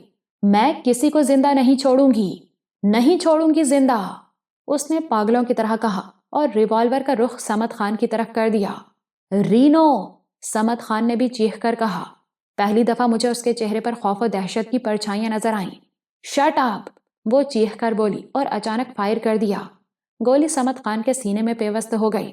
شکیل نے فرار ہونے کی کوشش کی، مگر اس کی بھی موت آ چکی تھی۔ گولی اس کی پشت پر لگی اور وہ دروازے کے پاس اوندھے منہ گر پڑا۔ میں پوری طرح چوکنا تھا۔ ممکن ہے پاگل پن میں رینو مجھے بھی نشانہ بنا لیتی، مگر اس نے ریوالور پھینک دیا اور ویران آنکھوں سے مجھے دیکھنے لگی۔ یہ تم نے کیا کیا رینو؟ میں نے کہا۔ میں نے وہی کیا جو مجھے بہت پہلے کرنا چاہیے تھا، اس نے کھوئے ہوئے لہجے میں کہا۔ اچھا اب یہاں سے نکلو، میں نے جلدی سے کہا۔ فائرنگ کی آواز دور تک گئی ہوگی۔ تو کیا ہوا؟ رینو نے کہا۔ یہاں پہاڑیوں میں فائرنگ ہوتی ہی رہتی ہے، پھر ضروری نہیں کہ یہ آواز لوگوں تک پہنچ ہی گئی ہو۔ یہ مکان تو بالکل الگ تھلگ ہے، تو کیا ساری زندگی یہاں گزارنے کا ارادہ ہے؟ میں جھنجھلا کر بولا۔ چلو اب یہاں سے نکل چلو، میں نے اس کا ہاتھ پکڑ کے باہر کی طرف کھینچا۔ اس کی ذہنی حالت درست نہیں تھی۔ پھر مجھے جیپ کا خیال آیا۔ میں نے چابی کی تلاش میں صمد خان کی جیب میں ہاتھ ڈالا تو چابی کے ساتھ ساتھ اس کا پرس بھی میرے ہاتھ میں آ گیا۔ پرس میں سوائے کرنسی نوٹوں کے اور کوئی چیز نہیں تھی۔ شکیل کی جیب میں بھی صرف نوٹ ہی تھے۔ رینو نے چلتے چلتے ایک سفری بیگ بھی اٹھا لیا۔ ہم دونوں جیپ میں جا بیٹھے۔ دوسرے ہی لمحے جیپ کوئٹہ کی شفاف سڑکوں پر دوڑ رہی تھی۔ میرا رخ ہوٹل کی طرف تھا۔ پھر مجھے خیال آیا کہ ہوٹل میں مقیم ایرانی اور امریکن رینو کو پہچانتا نہ ہو۔ ممکن ہے وہ ایرانی صمد خان کی جیپ کو شناخت کر لیں۔ یہ سوچ کر میں نے جیپ ایک بھری پوری شاہراہ پر چھوڑ دی۔ کچھ فاصلہ میں نے اور رینو نے پیدل طے کیا، پھر ہم لوگ ایک دوسری سڑک پر جا پہنچے۔ اس سڑک کا نام شارع لیاقت تھا۔ اس کی دونوں اطراف میں بڑی بڑی دکانیں تھیں۔ ایک دکان کے شوکیس میں برقع دیکھ کر میں نے سوچا کیوں نہ رینو کو برقع پہنا دیا جائے، وہ کم از کم فوری خطرے سے تو محفوظ ہو جائے گی۔ میں نے یہ بات رینو کو بتائی تو اس نے بھی تائید کی۔ میں نے ایک دکان سے اپنے لیے جینز کا جیکٹ، دستانے اور کوٹ خریدا کیونکہ موسم روز بروز سرد ہو رہا تھا۔ وہاں سے میں نے رینو کے لیے جدید تراش کا سیاہ برقع خریدا۔ رینو جب برقع پہن کر دکان سے باہر نکلی تو ایک لمحے کے لیے تو اسے میں بھی پہچان نہ سکا۔ برقع پہن کر وہ مجھے پہلے سے بھی زیادہ حسین لگ رہی تھی۔ سیاہ برقعے سے اس کی گوری گوری کلائیاں غضب ڈھا رہی تھیں۔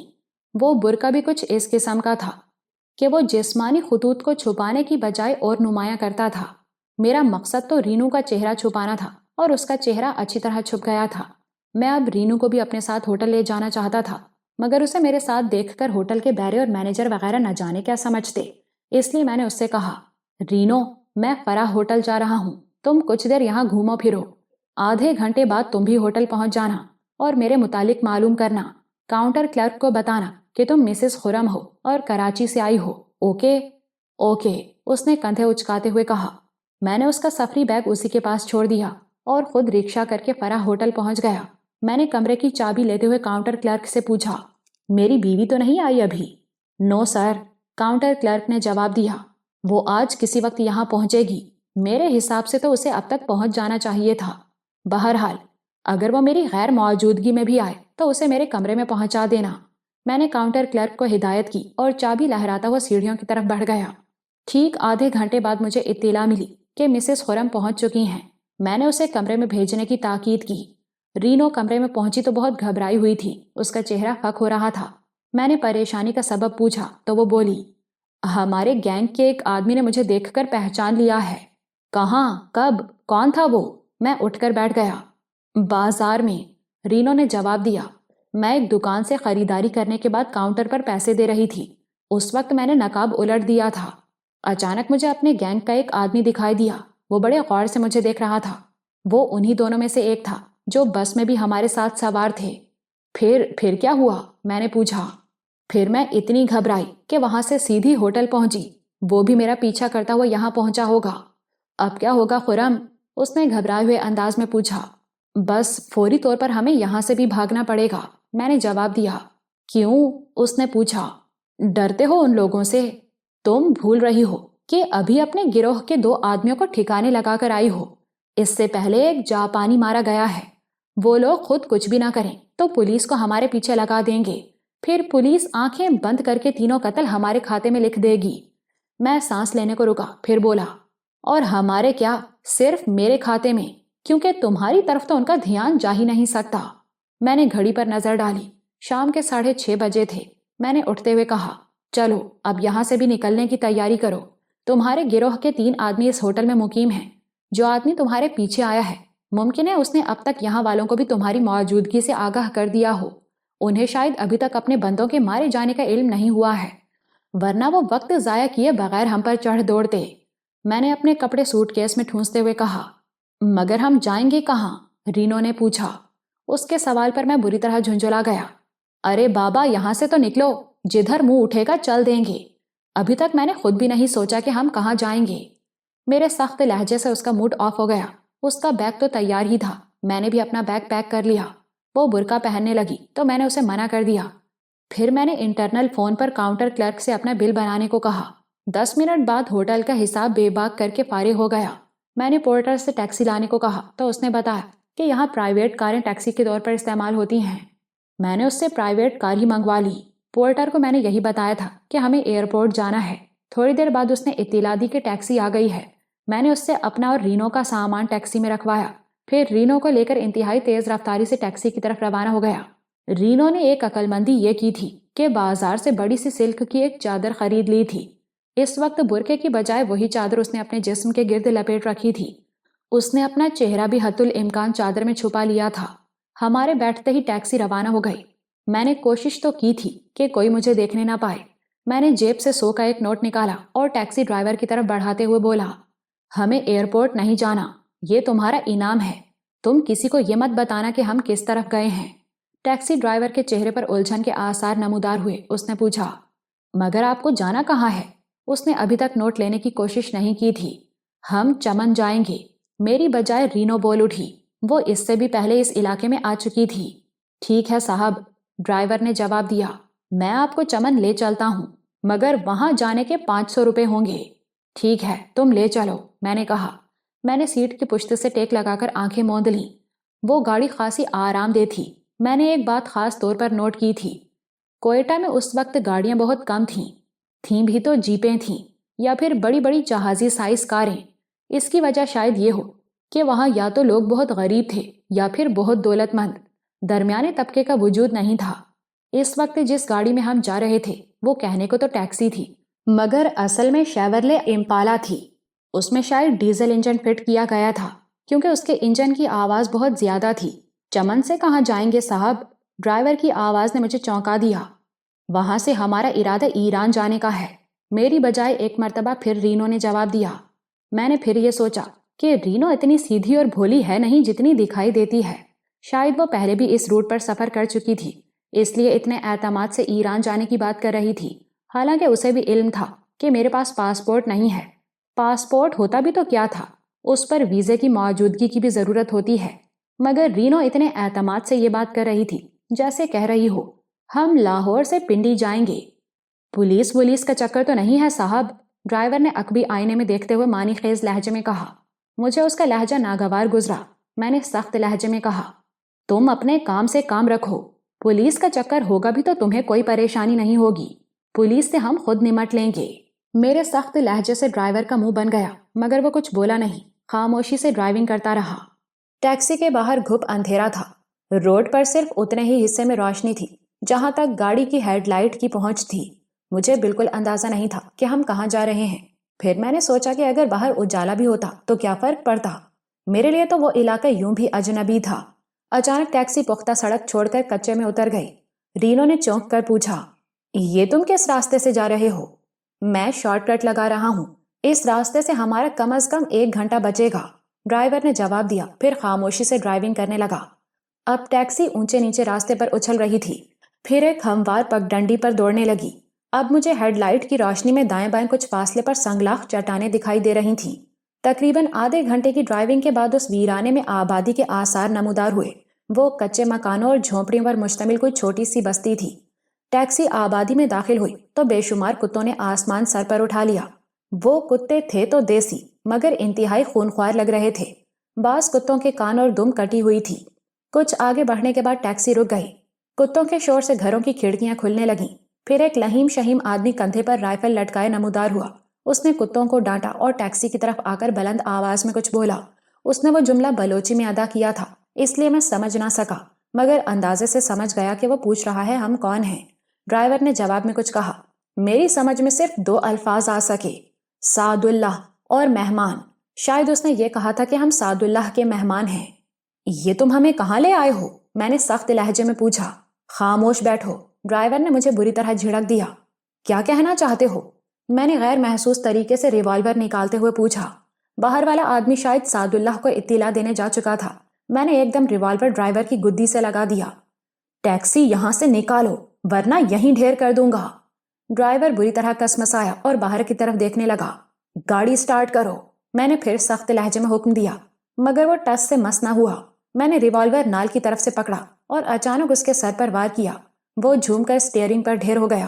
میں نے بمشکل تمام اسے پیسنجر سیٹ پر کھینچا اور خود اسٹیئرنگ پر بیٹھ گیا۔ پھر میں نے انجن سٹارٹ کیا اور تیزی سے یو ٹرن لے کر واپس چل دیا۔ میں نے گاڑی کی رفتار ایک دم بڑھا دی تھی، اس لیے کچے راستے پر گاڑی بری طرح اچھل رہی تھی۔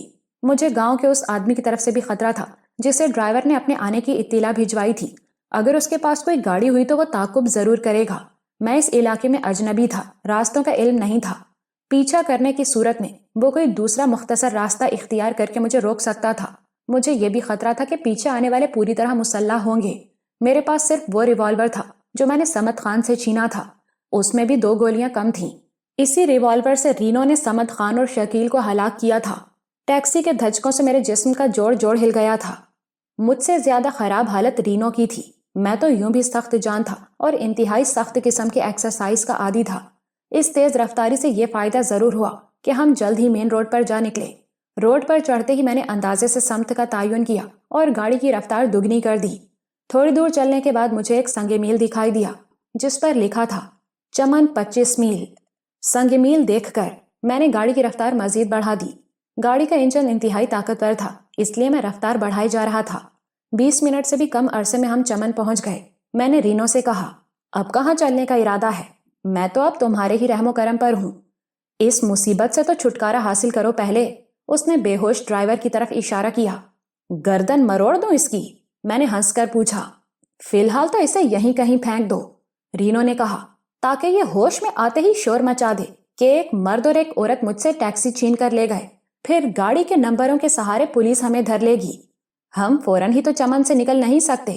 میں نے ٹیکسی مین روڈ سے ہٹا کر ایک پہاڑی ٹیلے کی آڑ میں کھڑی کی تھی، اس لیے کوئی گاڑی وہاں سے گزرتی بھی تو ہماری ٹیکسی نظروں میں نہیں آتی۔ پھر کیا کریں اس مصیبت کا؟ رینو نے کہا۔ اچانک مجھے جھٹکا سا لگا اور کوئی مجھ پر آ پڑا۔ مجھے سمجھنے میں دیر نہ لگی کہ وہ ٹیکسی ڈرائیور ہے۔ وہ شاید بہت پہلے ہوش میں آ چکا تھا اور خاموشی سے موقع کا منتظر تھا۔ رینو سے بات کرتے وقت میری توجہ گرد و پیش سے ہٹ گئی تھی۔ اگر ڈرائیور کو یہ معلوم ہوتا کہ یہ حملہ اسے بہت مہنگا پڑے گا تو شاید وہ کبھی مجھ پر جھپٹنے کی جرات نہ کرتا۔ وہ خاصا صحت مند آدمی تھا۔ میں سیٹ اور اسٹیئرنگ کے درمیان پھنس کر رہ گیا۔ اس نے گھٹنا میرے پیٹ میں اڑایا اور دونوں ہاتھوں سے میری گردن دبوچ لی۔ اس نے میری گردن اتنی زور سے پکڑی کہ لمحے بھر کو میری سانس رک گئی۔ میں نے بائیں ہاتھ کو تھوڑی سی حرکت دی، پھر ڈرائیور کے سینے پر اتنی زور سے کوہنی ماری کہ وہ میری گردن چھوڑ کر اپنا سینہ دونوں ہاتھوں سے دبا کر ڈھیر ہو گیا۔ میں نے اس کی گدی پر ہاتھ مارا۔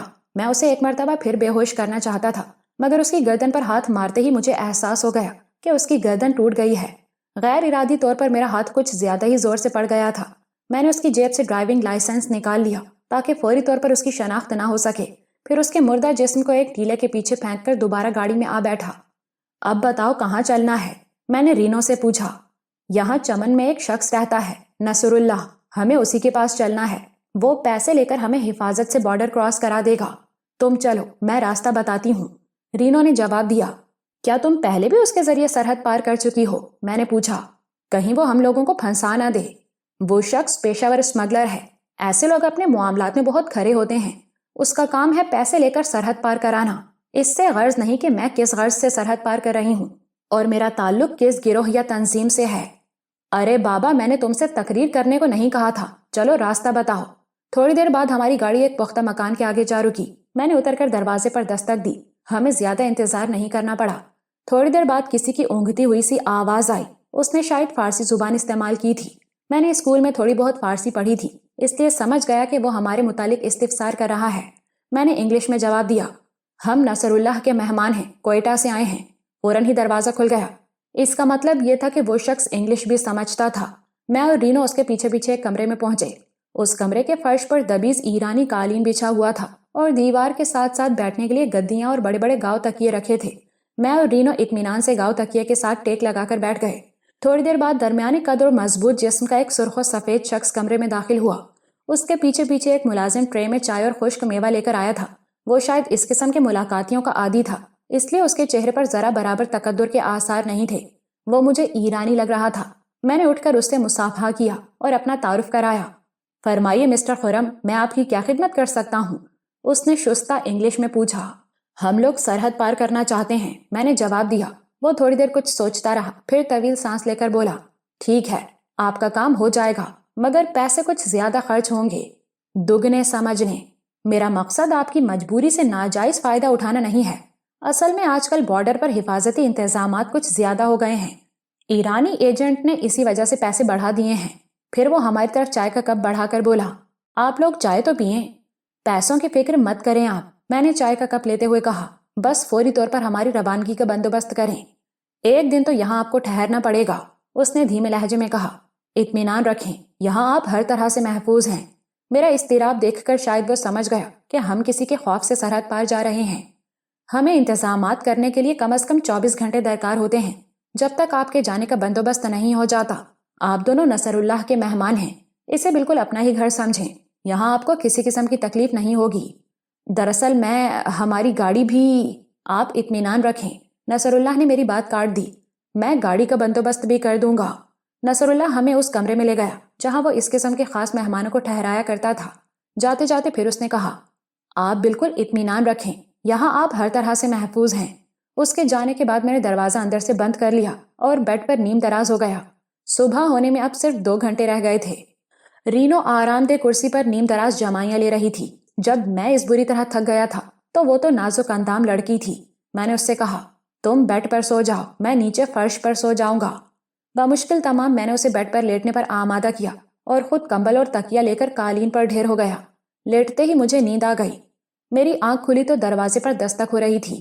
رینو ابھی تک بے سدھ تھی۔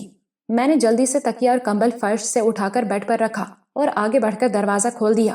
دروازے پر نصر اللہ کا وہی ملازم کھڑا تھا جو رات ہمارے لیے چائے لے کر آیا تھا۔ اس نے مجھے سلام کیا اور ٹوٹی پھوٹی انگلش میں پوچھا، آپ بیڈ ٹی لیں گے یا غسل کے بعد ناشتہ کریں گے؟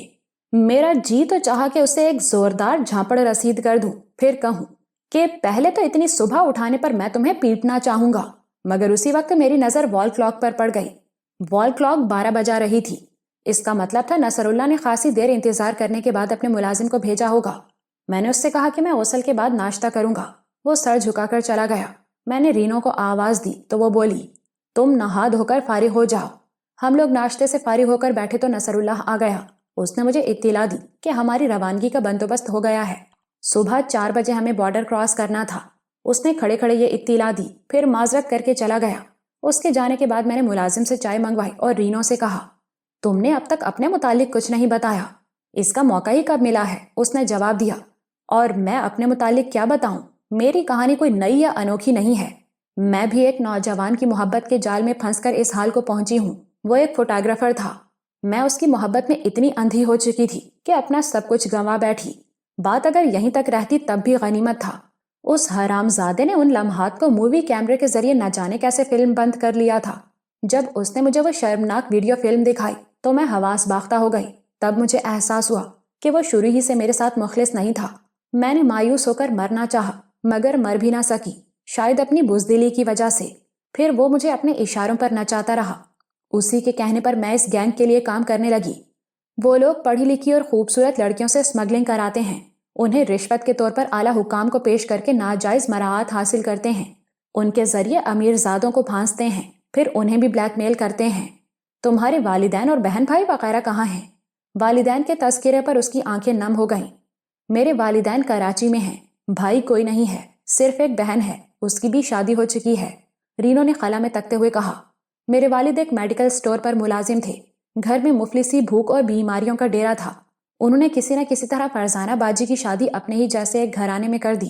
مجھے پڑھنے کا بہت شوق تھا، اس لیے میں نے اپنے تعلیمی اخراجات پورے کرنے کے لیے ٹیوشنز پڑھانا شروع کر دیں، ورنہ ابا نے تو صاف صاف کہہ دیا تھا کہ میٹرک سے آگے پڑھانا میرے بس میں نہیں ہے۔ اسی دوران میں میری ملاقات سجاد سے ہو گئی اور میں اس کی محبت میں گرفتار ہو گئی۔ گھر سے باہر رہنے کے لیے والدین سے کیا بہانہ کیا؟ میں نے پوچھا۔ ابا سمجھتے ہیں کہ میں ایک ملٹی نیشنل کاسمیٹک کمپنی میں سیلز آفیسر ہوں۔ پہلے تو انہوں نے میری ملازمت کی شدید مخالفت کی، مگر جب ہر مہینے ان کے ہاتھ پر 3000 روپے رکھنے لگی تو ان کی مخالفت دم توڑ گئی۔ اتنی رقم تو وہ 4-5 مہینے میں کما پاتے تھے۔ انہوں نے تو یہ بھی نہیں پوچھا کہ ایسی کون سی کمپنی ہے پاکستان میں جو اپنے معمولی سے ورکرز کو بھی اتنی بھاری تنخواہ دیتی ہے۔ بس جب سے لے کر آج تک نہ ابا کچھ پوچھتے ہیں اور نہ اماں ٹوکتی ہیں۔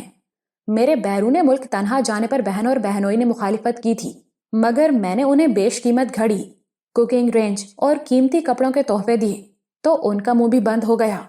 میں نے ایک ہی سبق سیکھا ہے کہ پیسہ ہی اس دور کی سب سے بڑی طاقت ہے، سب سے بڑی سچائی ہے۔ اس کا لہجہ تلخ ہو گیا۔ میرے والدین یہ سمجھتے ہیں کہ ہماری بیٹی بہت نیک اور پارسا ہے، انہیں کیا معلوم کہ بیٹی ان کی عزت کو بہت پہلے ہی نیلام کر چکی ہے۔ اس فوٹوگرافر کی دکان کہاں ہے؟ میں نے پوچھا۔ میں نیو کراچی میں رہتی ہوں۔ اس فوٹوگرافر کی دکان نارتھ ناظم آباد میں ہے، وہ رہتا بھی وہیں ہے، مگر تم کیا کر سکو گے؟ مجھے تو تم بھی انہی راہوں کے راہی لگتے ہو۔ رینو، مجھے ایک دم غصہ آ گیا۔ سوری خورم، وہ پھیکی سی مسکراہٹ لبوں پر سجا کر بولی۔ مگر تم مجھے رینو مت کہا کرو، یہ نام بھی مجھے اسی کمینے سجاد نے دیا تھا۔ میرا اصل نام تو رضوانہ ہے، اس نے میری آنکھوں میں جھانکتے ہوئے کہا۔ باتوں میں وقت گزرنے کا احساس ہی نہ ہوا۔ جب ہم باتیں کر کے تھک گئے تو رضوانہ نے کیسٹ پلیئر آن کر دیا۔ مجھے ملازم نے اطلاع دی کہ صاحب آپ کو ڈرائنگ روم میں بلا رہے ہیں۔ ڈرائنگ روم میں چقندر ایسے شخص والا ایک شخص بیٹھا تھا۔ نصر اللہ نے مجھے بتایا کہ یہ عباس مشہدی ہیں اور یہی ہمیں بارڈر کراس کرائیں گے۔ میں نے عباس مشہدی سے مصافحہ کیا اور صوفے پر بیٹھ گیا۔ آغا، عباس مشہدی نے مجھے مخاطب کیا، آپ کو کرنسی تو تبدیل نہیں کرانا ہے؟ اس کے کہنے پر مجھے یاد آیا کہ اتنا اہم کام میں بھولا بیٹھا تھا۔ میں نے عباس مشہدی سے کہا، جی ہاں، کرنسی تو تبدیل کرانا ہے مجھے۔ پھر میں ان لوگوں سے معذرت کر کے اپنے کمرے میں آیا اور سوٹ کیس میں سے پاکستانی کرنسی کی 2 گڈیاں نکال کر واپس ڈرائنگ روم میں پہنچ گیا۔ مشہدی نے نوٹ لیتے ہوئے کہا، ویسے ایران میں ہمارے آدمی ہیں مگر وہ آپ کو ریٹ کم دیں گے، میں روانگی کے وقت آپ کو ان کے ایڈریس دے دوں گا۔ وہ رات کو مجھے تیار رہنے کی تاکید کر کے چلا گیا۔ کرنسی نوٹ وہ اپنے ساتھ لے گیا تھا اور وعدہ کیا تھا کہ روانگی کے وقت ایرانی کرنسی بھی دے دوں گا۔ رات کے کھانے کے بعد میں کچھ دیر تک کمرے میں ٹہلتا رہا، پھر آرام دہ کرسی پر دراز ہو گیا۔ رضوانہ نے مجھ سے کہا، تھوڑی دیر سو لو، یوں بھی رات کو تو جاگنا ہی ہے۔ اس کی بات معقول تھی، اس لیے میں فرش پر بستر لگا کر سونے کی کوشش کرنے لگا۔ نہ جانے کب میں گہری نیند سو گیا۔ روز بروز سردی میں اضافہ ہی ہو رہا تھا۔ اس کمرے میں نہ آتش دان تھا نہ الیکٹرک ہیٹر، اس لیے مجھے سوتے میں کچھ زیادہ ہی سردی لگی۔ شاید سردی ہی کی وجہ سے میری آنکھ کھل گئی۔ اس وقت 1:30 بج رہا تھا۔ رضوانہ کمبل میں گٹری بنی گہری نیند سو رہی تھی۔ اچانک دروازے پر دستک ہوئی تو میں بری طرح اچھل پڑا۔ رضوانہ بھی اٹھ کر بیٹھ گئی۔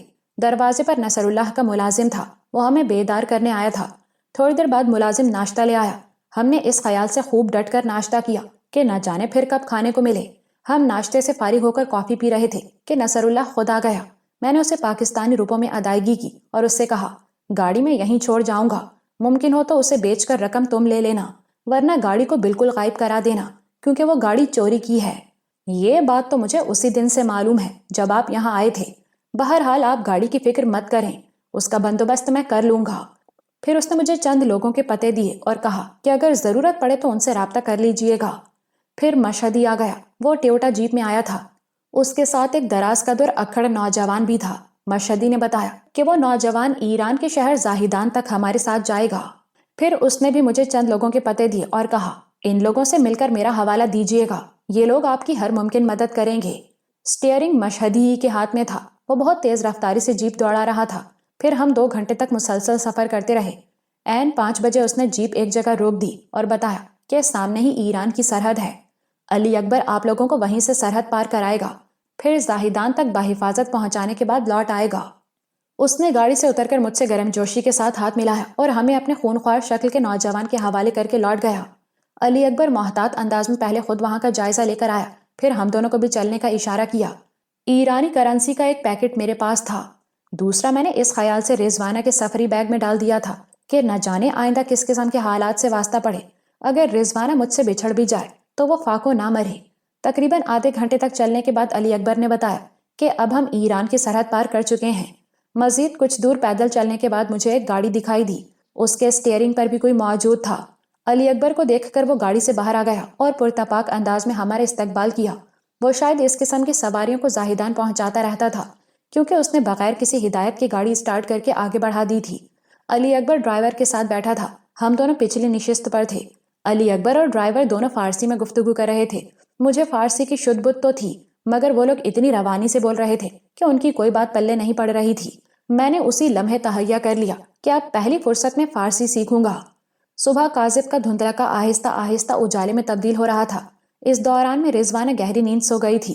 میں نے خود سے سوال کیا کہ مجھے بھلا اس اجنبی سرزمین پر آنے کی کیا ضرورت تھی؟ اس کا جواب یہی ملا کہ اپنی جان بچانے کی خاطر میں نے ملک چھوڑ دیا تھا، یا شاید میں غیر شعوری طور پر رضوانہ کے مشورے پر عمل کرتا چلا گیا۔ وجہ کچھ بھی رہی ہو، اس وقت میں ایران میں تھا اور میری سمجھ میں نہیں آ رہا تھا کہ میں یہاں کیوں آیا ہوں۔ اچانک جھٹکے سے گاڑی ایک جگہ رک گئی۔ میں نے چونک کر باہر دیکھا۔ اچھا خاصا اجالا پھیل چکا تھا۔ علی اکبر نے انگلش میں مجھے مخاطب کیا۔ یہاں سے 1 کلومیٹر کے فاصلے پر زاہدان ہے۔ اگر شہر میں رکنا نہ چاہو تو تمہیں یہاں سے ایران کے ہر شہر کے لیے بس مل جائے گی۔ رضوانہ بھی بیدار ہو گئی تھی اور آنکھیں مل مل کر گاڑی سے باہر دیکھ رہی تھی۔ میں نے اسے اترنے کا اشارہ کیا اور خود بھی اتر گیا۔ علی اکبر نے گاڑی سے اتر کر ہمارا سامان اتارا اور دونوں مجھ سے ہاتھ ملا کر رخصت ہو گئے۔ جب ان کی گاڑی نظروں سے اوجھل ہو گئی تو میں بھی ان کی بتائی ہوئی سمت میں روانہ ہو گیا۔ رضوانہ کا سفری بیگ میں نے پشت پر لٹکا لیا تھا۔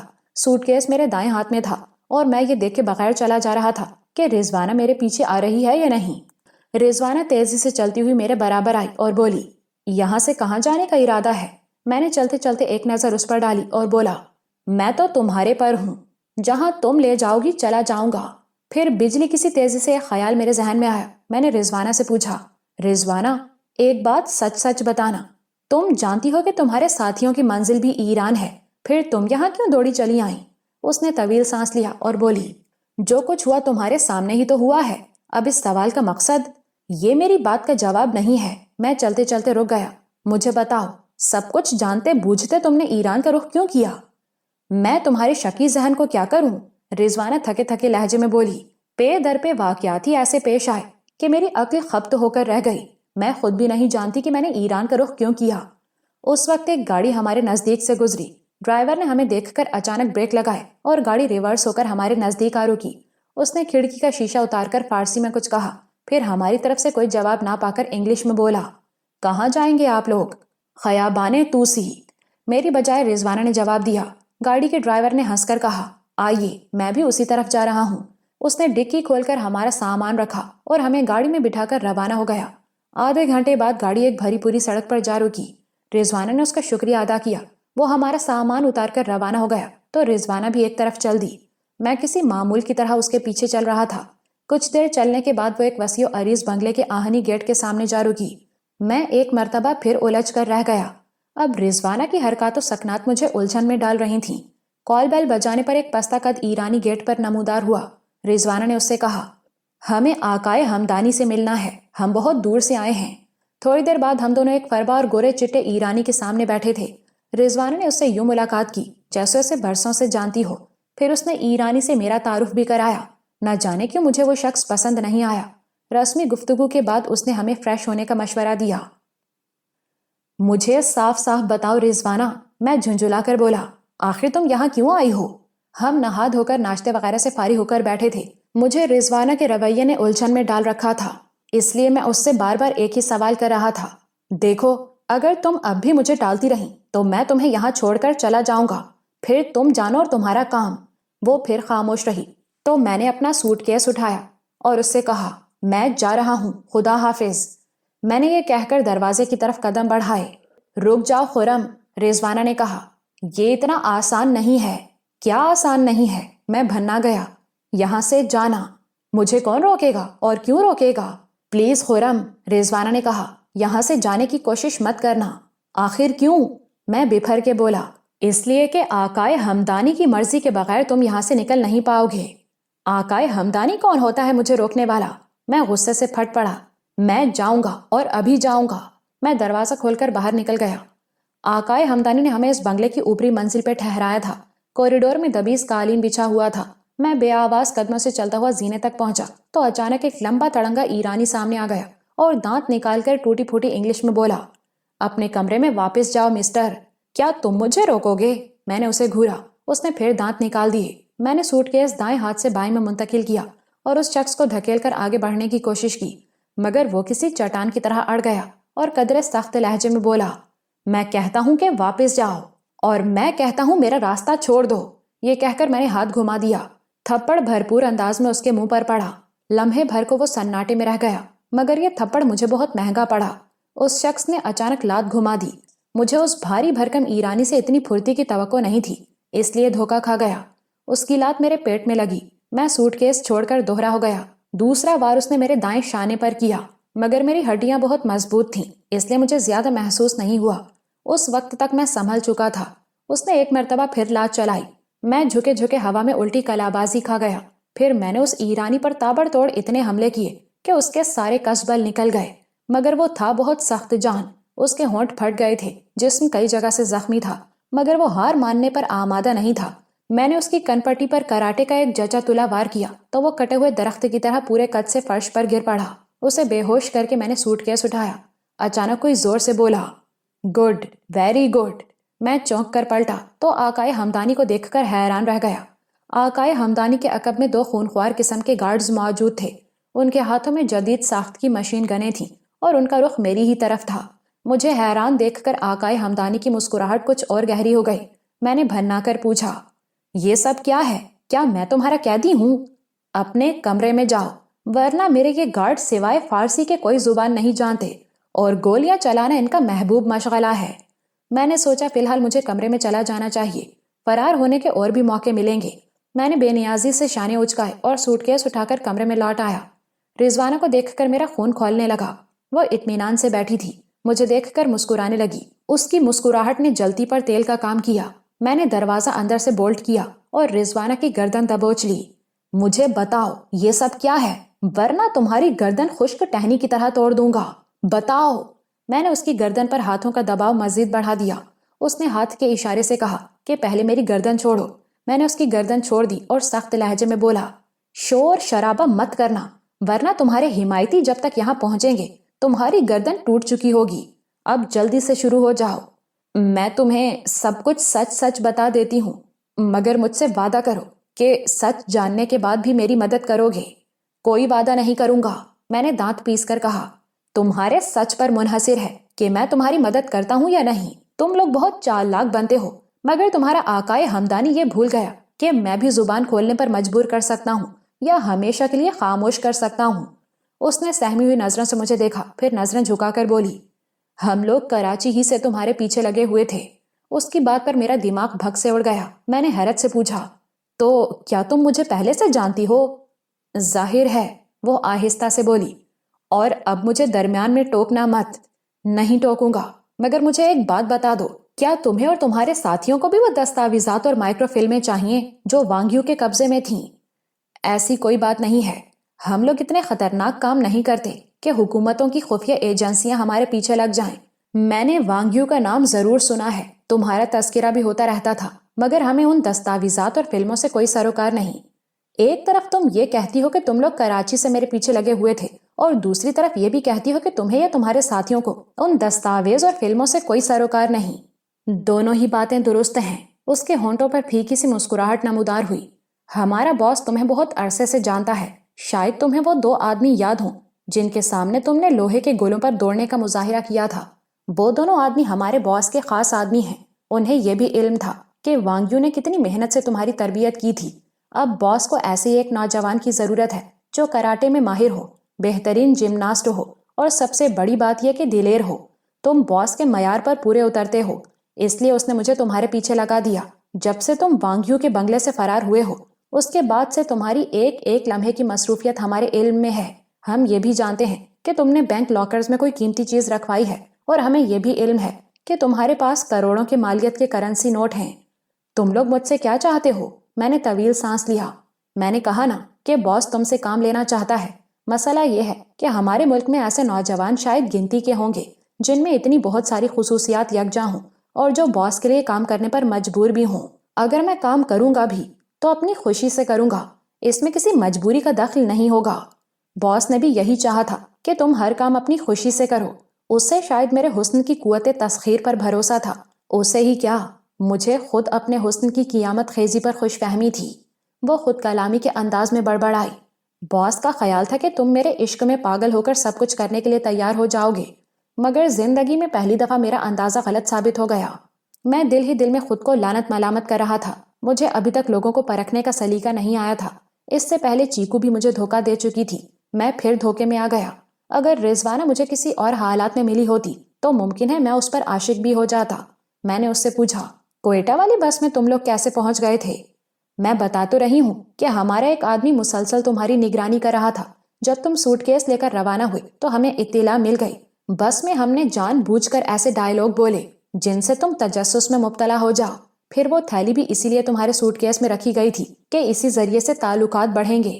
یہاں شکیل سے غلطی یہ ہوئی کہ وہ اپنے ساتھیوں کو بھی ملوث کر بیٹھا، ورنہ اس تھیلی میں پرانے اخبار وغیرہ تھے۔ مگر تم نے تو اپنے ہی گینگ کے 2 آدمیوں کو ٹھکانے لگا دیا، اس کا کیا جواب دو گی؟ وہ بھی ڈرامہ تھا تمہیں اپنا ہمدرد بنانے کے لیے، ورنہ وہ کارتوس ہی نکلی تھے۔ شکیل اور سمت خان زندہ ہیں۔ میں حیرت سے گنگ رہ گیا۔ میرے لیے اتنے پاپڑ بیلے تھے ان لوگوں نے؟ میں نے یہ سوچ کر پوچھا، مگر اس بات کی کیا ضمانت تھی کہ میں وہاں آؤں گا؟ اس کے لیے خاص طور پر گراؤنڈ تیار کیا گیا تھا، رضوانہ نے کہا۔ اس کی ہر بات مجھے حیرت زدہ کر رہی تھی۔ ہوٹل میں وہ لوگ جان بوجھ کر ایسی میز پر بیٹھے تھے جو تم سے قریب ہو اور تم آسانی سے ان کی باتیں سن لو۔ میرا اور شکیل کا نام بھی انہوں نے تمہیں سنانے کے لیے لیا تھا۔ ان لوگوں کو یقین تھا کہ تم سمت خان کا پیچھا ضرور کرو گے۔ اگر تم پیچھا نہ بھی کرتے تو وہ کسی اور ذریعے سے تمہیں پھانس دے۔ میں نے دانت پیس کر کہا، میں دیکھتا ہوں وہ مجھ سے کیسے کام لیتے ہیں، میرے کہنے سے بھی نہیں کرو گے؟ اس نے میری آنکھوں میں جھانکا۔ تم کیا خالہ ہو میری؟ میں نے اسے جھڑک دیا۔ پہلے تو شاید میں کر بھی دیتا، مگر اب تو کسی صورت میں نہیں۔ خرم پلیز غصہ تھوک دو، ہمارے ساتھ کام کرو، باس تمہیں ہر طرح کا تحفظ مہیا کرے گا۔ تم یہ کیوں بھولتے ہو کہ کئی ممالک کے خونخوار ایجنٹ تمہاری طاق میں ہیں؟ تم تنہا ان کا مقابلہ کر لو گے؟ کچھ بھی ہو مگر میں یہاں نہیں رکوں گا، میں نے فیصلہ کن انداز میں کہا۔ یہ لوگ مجھے مار دیں گے نا، شوق سے مار دیں، مگر میں تمہاری بات نہیں مانوں گا۔ میں نے سوٹ کیس اٹھا لیا اور باہر کی طرف بڑھا۔ خرم پلیز، رضوانہ نے پھر خوشامد کی۔ میں اس کی آواز سنی انسنی کرتا وہ باہر نکل گیا۔ دروازے پر کرخت چہروں والے 2 گارڈز موجود تھے۔ ان میں سے ایک نے میرے سینے پر سٹن گن رکھ دی، دوسرے نے کچھ پیچھے جا کر پوزیشن لی۔ ان کی اس حرکت سے میں بھننا گیا۔ میں نے تھوڑا سا ترچھا ہو کر گارڈ کی سٹن گن پکڑی اور اسے اتنی زور سے جھٹکا دیا کہ وہ بری طرح دیوار سے ٹکرا گیا۔ جھٹکے سے سٹن گن میرے ہاتھ سے بھی نکل گئی۔ اس سے پہلے کہ دوسرا گارڈ سنبھل کر فائر کرتا، میں نے بھاری بھرکم سوٹ کیس قوت سے اس پر اچھال دیا۔ وہ سوٹ کیس کی ضرب سے لڑکھڑا گیا تو میں نے بھی اس پر چھلانگ لگا دی۔ دوسرے ہی لمحے اس کی سٹن گن بھی میرے ہاتھ میں تھی۔ میں نے جنون کے عالم میں سٹن گن ڈنڈوں کی طرح اس کے سر پر دے ماری۔ وہ تیورا کر گرا تو میں نے دوسرے گارڈ کے ساتھ بھی یہی کیا۔ یہ کاروائی مشکل سے 1 منٹ میں ہو گئی اور دونوں گارڈز انٹا غفیل ہو گئے۔ میں چاہتا تو ان دونوں کو ٹھکانے لگا سکتا تھا، مگر ان بیچاروں سے مجھے کیا دشمنی تھی۔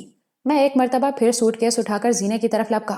اس دوران میں رضوانہ بھی کمرے سے باہر آ چکی تھی اور مسلسل مجھے آوازیں دے رہی تھی۔ میں دائیں ہاتھ میں سوٹ کیس اور بائیں ہاتھ میں سٹن گن لے کر زینے کے پاس پہنچا تو مجھے وہی گارڈ اوپر آتا دکھائی دیا جس نے مجھے پہلے روکا تھا۔ میں نے سوٹ کیس چھوڑ کر سٹن گن سیدھی کر لی۔ اس کی سٹن گن شانے سے لٹک رہی تھی، اسے گن ہاتھ میں لینے کا موقع ہی نہیں ملا تھا۔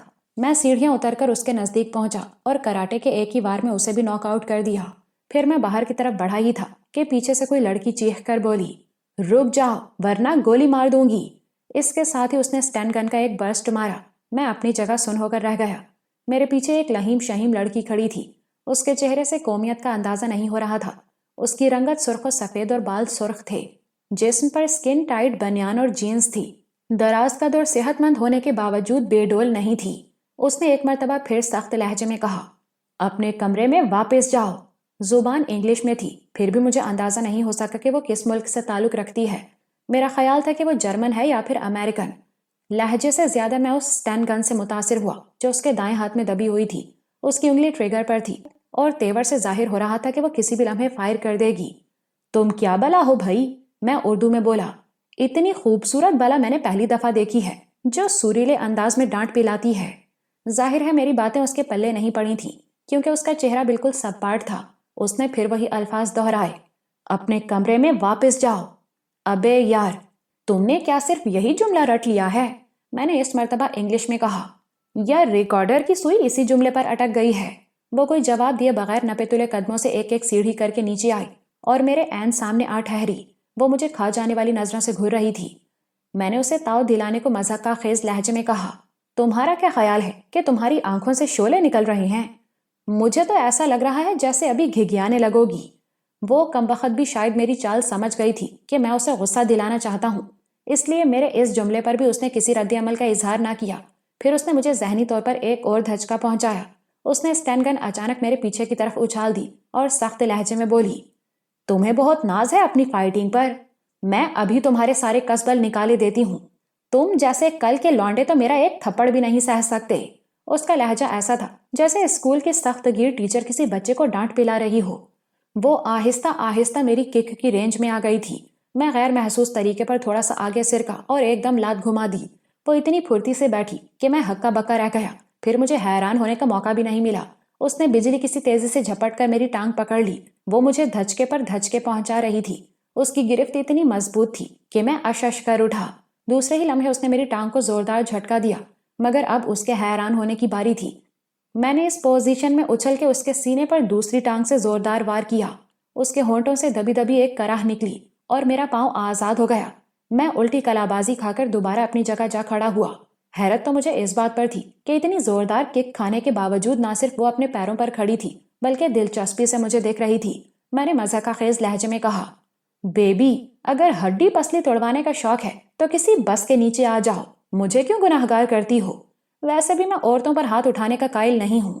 اس نے میری بات کا کوئی جواب نہ دیا، بس کینہ تو اس نظروں سے مجھے گھورتی رہی۔ میں اب خاصا محتاط ہو گیا تھا۔ وہ لڑکی ٹھیک ٹھاک فائٹر لگ رہی تھی مجھے۔ میڈم، وقت مت ضائع کریں۔ اس کے پیچھے کھڑا ہو کر ایک گارڈ بولا، یہ آپ کو باتوں میں الجھا کر نکلنا چاہتا ہے۔ آپ کو شاید معلوم نہیں، یہی آپ کے بھائی کا قاتل ہے۔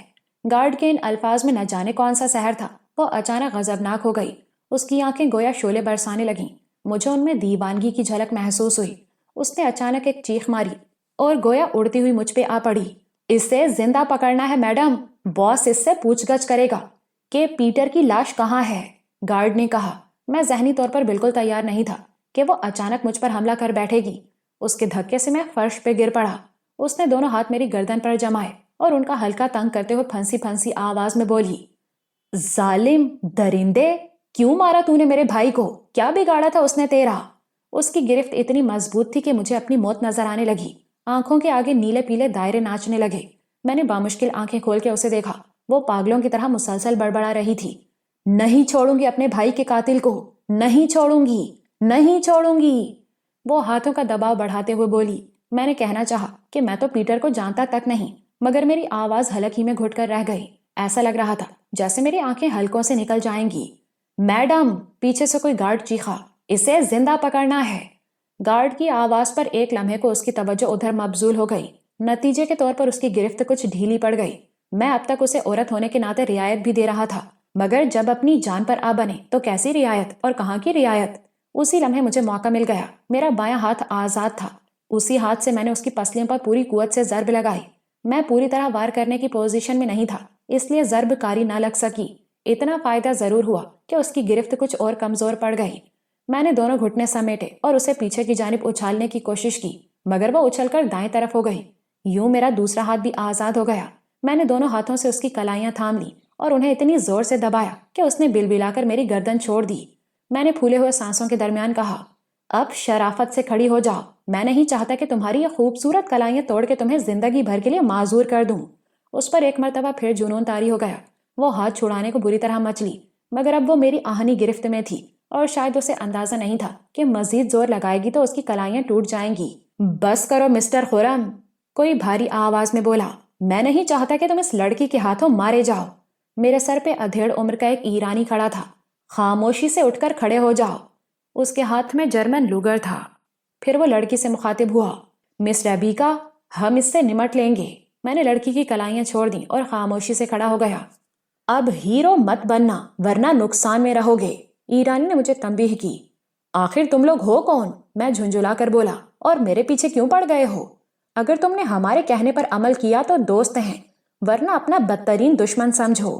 اس نے ریوالور کو جنبش دے کر کہا، پہلے مجھے یہ تو معلوم ہو کہ تم لوگ کون ہو، اس کے بعد ہی کوئی فیصلہ کروں گا۔ میں نے کہا، یہ بھی تمہیں جلد ہی معلوم ہو جائے گا۔ اس نے مسکرا کر کہا، اب اپنے کمرے میں چلو، آج شام کو باس یہاں پہنچ رہا ہے، کام تمہیں وہی بتائے گا۔ اس کا مطلب ہے کہ باس کے آنے تک تم مجھے قیدی بنا کر رکھو گے؟ تم ہمارے مہمان ہو، یہاں تمہیں کسی بھی قسم کی تکلیف نہیں ہوگی، بس یہاں سے باہر نکلنے کی کوشش مت کرنا، یوں بھی باہر تمہارے لیے خطرہ ہے۔ تم غیر قانونی طور پر ایران میں داخل ہوئے ہو، ایرانی پولیس تمہیں کسی بھی لمحے پکڑ سکتی ہے۔ میں نے کندھے اچکائے اور زینے کی طرف بڑھ گیا۔ وہ ایرانی بھی میرے پیچھے پیچھے چل رہا تھا۔ اچانک اس نے سخت لہجے میں کہا، ایک بات یاد رکھنا مسٹر خرم، اگر اب تم نے یہاں سے نکلنے کی کوشش کی تو یہ گارڈ تمہیں گولی مار دیں گے۔ جب کوئی شخص ہمارے لیے بیکار ہو جاتا ہے تو اسے گولی مار دی جاتی ہے۔ کیا بات ہے تمہاری مہمان نوازی کی، میں نے مضحکہ خیز لہجے میں کہا۔ بقول تمہارے میں تمہارا معزز مہمان ہوں، معزز مہمانوں کو گولی مارنے کی دھمکی دی جاتی ہے؟ دیکھو میں پہلے بھی کہہ چکا ہوں کہ جو چیز ہمارے لیے بیکار ہو ہم اسے کوڑے کے ڈھیر پر پھینک دیتے ہیں، مگر سوال تو یہ ہے کہ تمہارے لیے کارآمد ہی کب تھا جو اب بیکار ہو گیا ہوں؟ میں پھر جھنجھلایا۔ تم ہمارے لیے کارآمد ہو، دوستانہ فضا میں بات کرو گے تو فائدے میں رہو گے۔ یہ کہہ کر وہ زینے کی جانب پلٹ گیا۔ میں نے بھی اپنا دماغ کھپانا فضول سمجھا کہ آئندہ کی آئندہ دیکھی جائے گی۔ میں صوفے پر اطمینان سے پھیل کر بیٹھ گیا۔ اچانک رضوانہ کمرے میں داخل ہوئی۔ اسے دیکھ کر میں ایک دم بھنا گیا۔ اسی نے تو مجھے اس گورکھ دھندے میں پھنسایا تھا، میں نے تلخ لہجے میں کہا۔ اگر تم اپنی منحوس شکل یہاں سے لے جاؤ تو مجھ پر احسان ہوگا۔ مجھ سے بدگمان کیوں ہوتے ہو؟ وہ تنک کر بولی۔ تو پھر آپ ایسی بات بتا دیجیے کہ آپ سے خوشگمان ہوا جائے، میں نے زہریلے لہجے میں کہا۔ ایسی بات بتاؤں گی تو تم بھی اچھل پڑو گے، اس نے سنجیدگی سے کہا۔ مجھے فی الحال اچھل کود کا کوئی شوق نہیں ہے، میں نے بیزاری سے کہا۔ اب ذرا اپنا تھوبڑا دوسری طرف کر لو تاکہ مجھے ذہنی اذیت نہ ہو۔ اس نے جھٹکے سے یوں منہ پھیرا جیسے کوئی تنک مزاج بیوی شوہر کی کسی بات کا برا مان گئی ہو۔ میں نہ جانے کب کرسی پر بیٹھے بیٹھے ہی سو گیا۔ آنکھ کھلی تو رضوانہ بیڈ پر لمبی تانے سو رہی تھی۔ وال کلاک 5 بجا رہا تھا۔ میں نے باتھ روم جا کر گرم پانی سے شاور لیا تو ساری کسل مندی دور ہو گئی۔ باتھ روم سے نکلا تو دستک دے کر ایک گارڈ اندر آ گیا اور بولا، باس یہاں پہنچ چکے ہیں اور آپ کا انتظار کر رہے ہیں۔ بولنے والے کی زبان انگلش مگر لہجہ فارسی تھا۔ میں نے اس کے ہمراہ بلکہ اس کے اسٹین گن کے سائے میں سیکنڈ فلور پر پہنچا۔ وہ ایک وسیع و عریض ہال تھا۔ درمیان میں بیزبی میز تھی۔ میز کی چاروں طرف کرسیاں رکھی ہوئی تھیں اور میز کے ایک سرے پر باوقار سا ایک ایرانی بیٹھا تھا۔ وہ نہ صرف خوبرو تھا بلکہ بہت شاندار صحت کا مالک تھا۔ وہ میرے استقبال کے لیے کھڑا ہوا تو احساس ہوا کہ وہ خاصا دراز قد تھا۔ خوش آمدید مسٹر خرم، اس نے پرتاپاک انداز میں مجھ سے مصافحہ کیا، پھر کرسی کی طرف اشارہ کرتے ہوئے بولا، پلیز مسٹر خرم تشریف رکھیے۔ وہ بالکل اہل زبان کی طرح انگلش بول رہا تھا۔ میں اس کی گریسفل پرسنالٹی سے بہت متاثر ہوا اور خاموشی سے بیٹھ گیا۔ میرا نام شہریار مشہدی ہے۔ اس نے نہ جانے کون سا بٹن دبایا کہ ملازم چراغ کے جن کی طرح حاضر ہو گیا۔ اس نے ملازم سے چائے لانے کو کہا۔ چائے آنے تک وہ مجھ سے ادھر ادھر کی باتیں کرتا رہا۔ ہم چائے پی کر فارغ ہوئے تو وہ سگریٹ سلگاتے ہوئے بولا، ہم تم سے کچھ کام لینا چاہتے ہیں، وہ کام بہت بڑا ہے۔ یوں سمجھو اگر تم اس میں کامیاب ہوئے تو کروڑوں روپے کا فائدہ تو صرف تم ہی کو ہوگا۔ وہ خاموش ہو کر میرے چہرے کو بغور دیکھنے لگا۔ اگر تم کام کرنے پر راضی ہو تو پھر آگے بات کروں؟ مجھے کام کی نوعیت تو بتاؤ، اس کے بعد ہی میں کوئی فیصلہ کروں گا کہ مجھے یہ کام کرنا چاہیے یا نہیں۔ میں نے بھی اسی کی طرح جواب دیا۔ کام انتہائی خفیہ نوعیت کا ہے، اس نے آگے کی طرف جھکتے ہوئے کہا۔ تمہیں بتا دیا تو پھر ہر صورت میں تمہیں وہ کام کرنا ہوگا۔ مجھے بے اختیار ہنسی آ گئی۔ یہ بھی خوب ہے، گویا تم مجھے کام کی نوعیت بتائے بغیر ہی یہ وعدہ لینا چاہتے ہو کہ مجھے وہ کرنا ہوگا۔ ہاں یہی سمجھ لو۔ ایک بات میری بھی سن لو، میں بھی سنجیدہ ہو گیا۔ اگر تم یہ سمجھتے ہو کہ زبردستی مجھ سے کوئی کام لے لو گے تو یہ تمہاری بھول ہے۔ ہم ایسا ہی کریں گے۔ اس کا لہجہ سخت ہو گیا۔ اگر تم نے انکار کیا تو میں نے اس کی بات کاٹ دی، تو تم اپنی بہن سے کبھی نہ مل سکو گے۔ میں چند لمحے خاموشی سے اس کی شکل دیکھتا رہا۔ میری سمجھ میں نہیں آ رہا تھا کہ اب اس سے کیا کہوں۔ پھر میں نے ہی خاموشی کو توڑا۔ اس بات سے کیا مطلب ہے تمہارا؟ کیا تم جانتے ہو کہ شہلا کہاں ہے؟ وہ بھرپور انداز میں مسکرایا۔ جاننا کیا مطلب؟ شہلا ہمارے ہی پاس ہے۔ وانگ یو نے ہمارے ہی ذریعے اسے تلاش کیا تھا۔ میں بے تابانہ انداز میں کھڑا ہو گیا۔ کہاں ہے شہلا؟ بے صبری مت دکھاؤ خرم، وہ ہاتھ اٹھا کر بولا۔ تمہاری بہن ہر طرح سے آرام میں ہے اور اگر تم نے ہمارا کام کر دیا تو تم اس سے ضرور ملو گے۔ میں تمہارا کام کروں گا، میں نے دھیمے لہجے میں کہا، مگر میری ایک شرط ہے۔ میں پہلے شہلا سے ملنا چاہوں گا۔ کوئی شرط نہیں ہے، اس نے جواب دیا۔ میں کیسے یقین کر لوں کہ تم مجھ سے غلط بیانی نہیں کر رہے ہو؟ میں نے جھنجھلا کر کہا۔ اس کی ایک صورت ہے، وہ پرخیال انداز میں بولا۔ شہلا سے ٹیلی فون پر تمہاری بات کرا دی جائے۔ عجیب باتیں کرتے ہو، اتنے برسوں میں اس کی آواز کیا وہی رہی ہوگی؟ تم اسے شکل سے تو پہچان لو گے؟ شہریار نے پوچھا۔ ہاں میں اب بھی اسے پہچان لوں گا، میں نے پر یقین لہجے میں کہا۔ گڈ، اس نے میز پر ہاتھ مارا۔ تو پھر مسئلہ ہی حل ہو گیا۔ ہمارے پاس ایک تقریب کی ویڈیو فلم موجود ہے، اس میں شہلا بھی ہے۔ اس میں نہ صرف تم اسے دیکھو گے بلکہ اس کی آواز بھی سن سکو گے، پھر ٹیلی فون پر بات کرنے میں بھی تمہیں آسانی رہے گی۔ مجھے منظور ہے، میں نے جلدی سے کہا۔ اس تصور ہی سے میں ماری خوشی کے بے حال ہو گیا تھا کہ برسوں بعد شہلا کو دیکھوں گا۔ میں نے شہریار سے کہا، مجھے بتاؤ کہ کیا کرنا ہے؟ پہلے تم ویڈیو فلم دیکھ لو، اس نے مریدانہ لہجے میں کہا اور میز کے پائے کے ساتھ لگا ہوا بٹن دبا دیا۔ فوراً ہی ایک ملازم وہاں آ گیا۔ شہریار نے اس سے کہا وی سی آر اور ٹی وی سیٹ لے آؤ۔ ملازم کے جانے کے بعد وہ خود بھی ہال کے ایک بغلی دروازے میں داخل ہو گیا۔ چند منٹ بعد وہ ایک ویڈیو کیسٹ لے آیا۔ تھوڑی دیر بعد ٹی وی اسکرین پر کسی پارٹی کا منظر دکھائی دیا۔ پارٹی میں اکثریت پاکستانیوں کی تھی، مگر کئی غیر ملکی چہرے بھی موجود تھے۔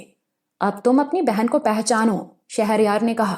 تم چاہو گے تو میں اس منظر کو اسٹل کر دوں گا، بلکہ یہ ریموٹ تم اپنے ہی ہاتھ میں رکھو۔ اس نے ریموٹ مجھے دے دیا۔ میں ٹی وی اسکرین پر نظریں جما کر بیٹھ گیا۔ اچانک ایک سین میں مجھے وانگیو دکھائی دیا، اس کے ساتھ چیکو بھی تھی۔ وہ دونوں ہنس ہنس کر باتیں کر رہے تھے۔ میری نظریں پارٹی میں موجود دوسری لڑکیوں کا جائزہ لینے لگیں۔ ابھی تک مجھے کوئی ایسا چہرہ دکھائی نہیں دیا تھا جس پہ شہلا کا شبہ ہوتا۔ فلم چلتی رہی۔ وہ شاید کسی سالگرہ کی تقریب تھی، کیونکہ ہر آنے والا مہمان ایک نوجوان کو ہیپی برتھ ڈے کہہ رہا تھا۔ وہ نوجوان بھی پاکستانی ہی تھا، خاصا خوبرو اور اسمارٹ نوجوان تھا۔ میں نے ذہن پر بہت زور دیا، مگر مجھے یاد نہ آ سکا کہ میں نے اس نوجوان کو اس سے پہلے کبھی دیکھا ہے۔ پھر کیک کٹنے کا ہنگامہ شروع ہو گیا۔ میں بے دلی سے فلم دیکھ رہا تھا کہ ایک چہرہ دیکھ کر میرے ذہن میں جھماکا سا ہوا۔ میں اسے دیکھنے میں اتنا محو ہو گیا کہ ریموٹ کا بٹن دبانا بھی یاد نہیں رہا۔ وہ شہلا ہی تھی، بالکل وہی تھی۔ وہ ہو بہو امی کی تصویر تھی، انہی کی طرح دراز قد، گوری رنگت اور گھنے سیاہ بال۔ اس کی آنکھیں البتہ میری آنکھوں کی طرح براؤن تھیں۔ اچانک وہ کیمرے کی آنکھ سے اوجھل ہو گئی۔ میں ہڑبڑا کر کھڑا ہو گیا۔ کیا ہوا خرم؟ شہریار میری بے تابی سے لطف اندوز ہو رہا تھا۔ وہ شہلا تھی، خدا کی قسم وہ شہلا تھی۔ میں نے جوش میں اسے جھنجھوڑ ڈالا۔ تم نے واقعی اسے پہچان لیا، وہ شہلا ہی تھی، شہریار مسکرا کر بولا۔ فلم ریوائنڈ کرو، میں نے بے تابی سے کہا۔ صبر مائی ڈیئر، صبر۔ شہریار نے ریموٹ کنٹرول لے لیا۔ آگے بھی کیمرے نے اسے بہت کور کیا ہے، شہریار کیسٹ فارورڈ کرتے ہوئے بولا۔ پھر اس نے ایک سین سٹل کر دیا۔ وہ شہلا کا کلوز اپ تھا۔ وہ مسکرا کر کسی طرف دیکھ رہی تھی اور وہی مسکراہٹ اس وقت فریز ہو گئی تھی۔ ایسا لگ رہا تھا جیسے وہ مجھے دیکھ کر مسکرا رہی ہو۔ میں اسے حسرت بھری نظروں سے دیکھ رہا تھا۔ شہریار نے پھر کیسٹ پلے کر دیا۔ فلم میں وانگیو شہلا کے نزدیک آ گیا۔ اچانک شہلا نے اس سے کہا، مسٹر وانگیو، کہاں ہے میرا بھائی؟ آپ نے تو کہا تھا کہ مجھے میرے بھائی سے ملوائیں گے۔ شہریار نے کیسٹ ریوائنڈ کر کے وہ منظر مجھے 2 مرتبہ دکھایا۔ اس کے بعد وی سی آر آف کر دیا۔ پھر وہ میری طرف دیکھ کر بولا، ارے تم رو رہے ہو؟ اس کے کہنے پر مجھے احساس ہوا کہ شدت جذبات سے میرے آنسو نکل آئے ہیں۔ پلیز شہریار، میں نے خوشامد بھرے لہجے میں کہا، مجھے میری بہن سے ملوا دو، پھر تم مجھ سے آگ میں چھلانگ لگانے کو بھی کہو گے تو میں انکار نہیں کروں گا۔ میں تمہیں شہلا سے ضرور ملواؤں گا، مگر کام ہونے کے بعد۔ وہ مسکرا کر بولا، تو پھر مجھے کام بتاؤ، میں آج ہی اسے کر ڈالوں۔ اتنی جلد بازی مت دکھاؤ، وہ کام اتنا آسان نہیں ہے کہ تم آج ہی اسے کر ڈالو۔ اس کے لیے ہم نے مہینوں پلاننگ کی ہے۔ اگر وانگیو نہ مرتا تو شاید یہ کام وہی کرتا۔ پھر وہ ذرا توقف کر کے بولا، آج رات میں کسی وقت شہلا سے تمہاری بات بھی کرا دوں گا۔ اب تم اپنے کمرے میں جاؤ، کام تمہیں کل بتاؤں گا۔ امید ہے اب تم یہاں سے نکلنے کی کوشش نہیں کرو گے۔ Good luck. یہ کہہ کر وہ کھڑا ہو گیا۔ میں وہاں سے نکل کر بوجھل قدموں سے چلتا ہوا اپنے کمرے کی طرف بڑھ گیا۔ 2 گارڈ اب بھی سائے کی طرح میرے ساتھ لگے ہوئے تھے۔ ان کے ہاتھوں میں سٹین گنیں تھیں جن کا رخ میری طرف تھا۔ کمرے میں داخل ہونے سے پہلے میں نے گھوم کے اچانک ایک گارڈ کی کنپٹی پر ہاتھ مارا اور دوسرے کے پیٹ میں بھرپور لات رسید کی۔ لات کھانے والا سامنے کی دیوار سے ٹکرا کر فرش پہ گر گیا۔ دوسرا گارڈ بھی آگے پیچھے جھول رہا تھا، پھر وہ بھی اوندھے منہ فرش پہ جا گرا۔ میں نے سخت لہجے میں کہا، اپنے باس سے کہنا کہ اب بداعتمادی چھوڑ دے، اگر میں چاہوں تو کسی بھی وقت یہاں سے نکل سکتا ہوں۔ یہ کہہ کر میں کمرے میں آ گیا۔ رضوانہ صوفے پر نیم دراز کوئی میگزین پڑھ رہی تھی۔ مجھے دیکھ کر اس نے میگزین رکھ دیا اور مسکرانے لگی۔ دانت مت نکالو، تمہاری مسکراہٹ سے میرا خون جلنے لگتا ہے، میں نے منہ بنا کر کہا۔ ٹھیک ہے، میں دوسرے کمرے میں چلی جاتی ہوں، رضوانہ نے انتہائی سنجیدگی سے کہا اور اٹھ کر باہر کی طرف چل دی۔ اس کے جانے کے بعد میں یکسوئی سے اب تک کے واقعات پر غور کرنے لگا۔ مجھے ابھی تک یقین نہیں آ رہا تھا کہ شہلا واقعی مل گئی ہے، مگر میں اپنی آنکھوں سے اسے چلتے پھرتے اور بات چیت کرتے دیکھ چکا تھا۔ کسی شک و شبے کی گنجائش ہی نہ تھی۔ وہ لوگ رات کو اس سے میری گفتگو بھی کرانے والے تھے۔ مجھے رات ہونے کا بے چینی سے انتظار تھا۔ مجھے یہ بھی تجسس تھا کہ وہ لوگ مجھ سے ایسا کون سا کام لینا چاہتے ہیں جو کوئی دوسرا نہیں کر سکتا۔ میں کافی دیر تک اس بات پر غور کرتا رہا، مگر میری سمجھ میں کچھ نہ آیا۔ تھک ہار کے میں نے تمام خیالات کو ذہن سے جھٹک دیا اور سونے کی کوشش کرنے لگا۔ پھر واقعی مجھے نیند آ گئی۔ میں نہ جانے کتنی دیر تک سوتا رہا تھا۔ آنکھ کھلی تو رضوانہ میرے سر پہ کھڑی تھی، شاید اسی کی آواز سے آنکھ کھلی تھی۔ میں نے پھاڑ کھانے والے لہجے میں پوچھا، کیا بات ہے؟ 8 बज रहे हैं शाम के, उसने मेरे लहजे की परवाह किए बगैर कहा। अब उठ जाओ वरना फिर रात को नींद नहीं आएगी। मैं उसे कोई सख्त जवाब देने ही वाला था कि एक मुलाजिम ने आकर बताया, बॉस ने आपको हॉल कमरे में बुलाया है। मैंने बाथरूम में जाकर मुंह पर पानी के छींटे मारे और तौलिए से चेहरा खुश्क करता हुआ बाहर आ गया। मैं हॉल में पहुंचा तो रिजवाना वहां पहले से मौजूद थी। शहरयार मशहदी के साथ वहां 2 अजनबी भी मौजूद थे। उन दोनों का ताल्लुक शायद अमेरिका से था। इसका अंदाजा मुझे उनकी गुफ्तगू से हुआ। आओ खुरम, इनसे मिलो। शहरयार उनसे गुफ्तगू करते करते मुझसे मुखातिब हुआ। ये डैनी है और वो बर्ड। उसने बारी बारी दोनों का तारुफ कराया। ये दोनों हमारे अमरीकी दोस्त हैं और ये खुरम है। शहरयार ने मेरी तरफ इशारा किया। मैंने बारी बारी उन दोनों से मुसाफा किया। वो दोनों ही शक्ल से छटे हुए बदमाश लग रहे थे। उनके चेहरे सख्त और आंखों में अजीब सी चमक थी। डैनी दुबला पतला और दराज कद शख्स था। बर्ड का जिस्म किसी भैंसे की तरह मजबूत था। उसके हाथ पैर भी मुझे बहुत मजबूत लग रहे थे। उसका कद इतना लंबा नहीं था। उसके चेहरे पर ऐसी मुस्कुराहट थी जैसे अपने सिवा सबको हकीर समझ रहा हो। वो शख्स मुझे पहली ही नजर में पसंद नहीं आया था। बर्ड और डैनी को हमने खास तौर पर टेक्सास से बुलाया है। ये दोनों ही अपने फन में यकता हैं, शहरयार ने कहा। बर्ड ना सिर्फ एक माहिर पायलट है बल्कि इसका निशाना इतना जबरदस्त है कि अंधेरे में महज आवाज पे निशाना लगा सकता है। मैंने देखा बर्ड के चेहरे पर ऐसा तासुर था जैसे कह रहा हो, क्या समझे मिस्टर खुरम, डैनी भी अपने फन में माहिर है। शहरयार ने बात जारी रखी। दुनिया में कैसा ही जबरदस्त ताला हो, डैनी उसे चुटकी बजाते खोल लेता है। अगर ये ताले खोल लेता है या वो माहिर निशानेबाज है तो मैं क्या करूं? मैं झुंझुलाकर बोला। ये हमारे काम के लोग हैं। शहरयार का मूड खराब हो गया। तुम अपना काम कर लोगे तो डैनी का काम शुरू होगा। ये दोनों भी तुम्हारे साथ ही होंगे। क्या तुम किसी बैंक डकैती का मंसूबा बना रहे हो? मैं चौंक कर बोला। हम इस किस्म के उचक्के नहीं हैं, शहरयार ने बुरा सा मुंह बनाकर कहा। अचानक फोन की घंटी बज उठी। एक मुलाजिम ने रिसीवर उठाया और दूसरी तरफ की बात सुनने के बाद शहरयार को बताया कि आपकी कॉल है। शहरयार ने रिसीवर उसके हाथ से ले लिया और फोन पर बात करने लगा। मैं इस दौरान में डैनी और बर्ड का जायजा लेता रहा। रिजवाना भी वहां मौजूद थी मगर अब तक उसने गुफ्तगू में हिस्सा नहीं लिया था। बर्ड अब हवसनाक नजरों से रिजवाना को घूर रहा था। शहरयार ने मुझसे कहा, खुरम बात करो, तुम्हारी बहन बात करेगी। मैंने कांपते हाथों से रिसीवर पकड़ा और लरसती हुई आवाज में बोला, हेलो शहला, मैं खुरम हूं। दूसरी तरफ से मुझे सिसकियां सुनाई दी। शहला बात करो, मैं तुम्हारा भाई बोल रहा हूं। मैंने भर्राई हुई आवाज में कहा, भाईजान, मुझे यकीन नहीं आ रहा कि। वो जुमला अधूरा छोड़कर एक मर्तबा फिर से सकने लगी। मेरा दिल भी भर आया। मैंने कहा, शहला यकीन करो, मैं ही तुम्हारा बदनसीब भाई हूं। बदनसीब तो मैं हूं भाईजान, शहला ने रोते हुए कहा। अब सब ठीक हो जाएगा, मैंने उसे तसल्ली दी। अभी मैं एक बहुत जरूरी काम में उलझा हुआ हूं, उससे फारिग होते ही तुमसे मिलूंगा। शहरयार ने रिसीवर मेरे हाथों से ले लिया। बस इतना ही काफी है। मेरे ख्याल में अब तुम्हें यकीन आ गया होगा कि शहला हमारे कब्जे में है। मैं जवाब में कुछ सख्त बात कहते कहते रुक गया। मैंने तवील सांस लेकर कहा, ओके, मुझे यकीन आ गया, अब काम बताओ। मेरे ख्याल में अब तुम्हारी यहाँ मौजूदगी जरूरी नहीं है। वो रिजवाना से मुखातिब हुआ। तुम्हारा काम बस इतना था कि तुम खुरम को यहाँ तक पहुंचा दो। तुम चाहो तो पाकिस्तान वापस जा सकती हो। शहरयार ने तहक्कुमाना लहजे में कहा, मगर इसके लिए मेरा ईरान आना ही क्या जरूरी था? ये बात तो तुम पाकिस्तान में भी कर सकते थे। मैंने शहरयार से कहा, हाँ कर सकते थे, मगर उस वक्त तुम्हारी बहन हमारे कब्जे में नहीं रही थी। तुम्हारे यहाँ पहुंचने के बाद वो दोबारा हमारे हाथ लगी है। बॉस, इस चिड़िया को पाकिस्तान भेजने की बजाय मेरे हवाले कर दो, बर्ड ने रिजवाना को घूरते हुए कहा, फिर उठकर उसकी तरफ बढ़ने लगा। रिजवाना सहम कर खड़ी हो गई। शहरयार ने बेपरवाही से कहा, ओके बेबी, तुम अभी यहीं रुक जाओ, बर्ड तुमसे दोस्ती करना चाहता है। बर्ड ने अचानक रिजवाना की कलाई थाम ली और उसे अपनी तरफ घसीटा। रिजवाना ने सन्नाटे का थप्पड़ उसके मुंह पर रसीद कर दिया। एक लम्हे को मैं भी सन्नाटे में रह गया। मुझे रिजवाना से ये उम्मीद नहीं थी।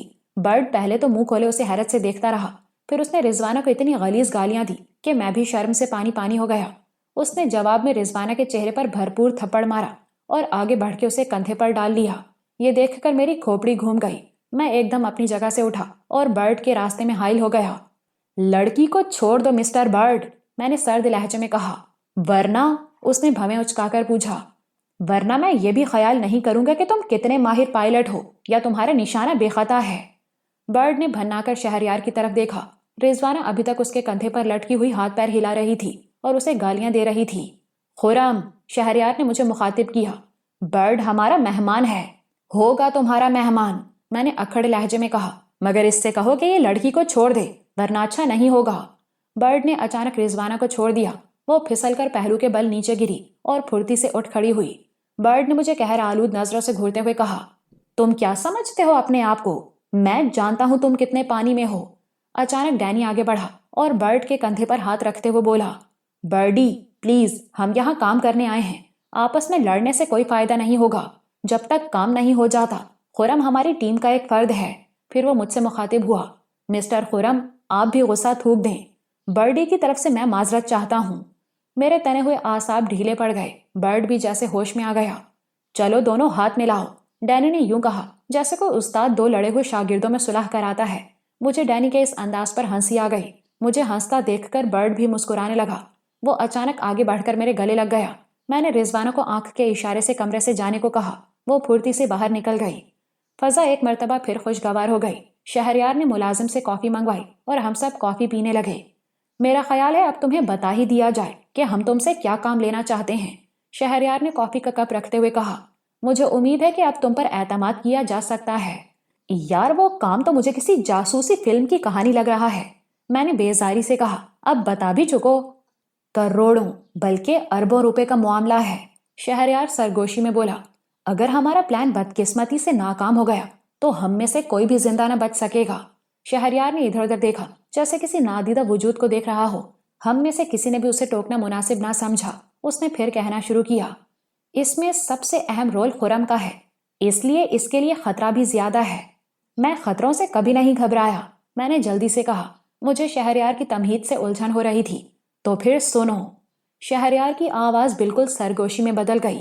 ہم شاہ ایران کا اربوں روپے کا خزانہ اڑانے کا پلان بنا رہے ہیں۔ شاہ ایران کا خزانہ؟ برڈ نے حیرت سے دہرایا، مگر تم نے تو کہا تھا کہ ہم ایران کے کسی جاگیردار کا خزانہ لوٹیں گے۔ پہلے میری پوری بات سن لو، شہریار نے اسے ٹوک دیا۔ نہیں مسٹر شہریار، برڈ نے ہاتھ اٹھا کر کہا، میں کم از کم اتنا طاقتور نہیں ہوں کہ حکومتوں سے ٹکر لیتا پھروں۔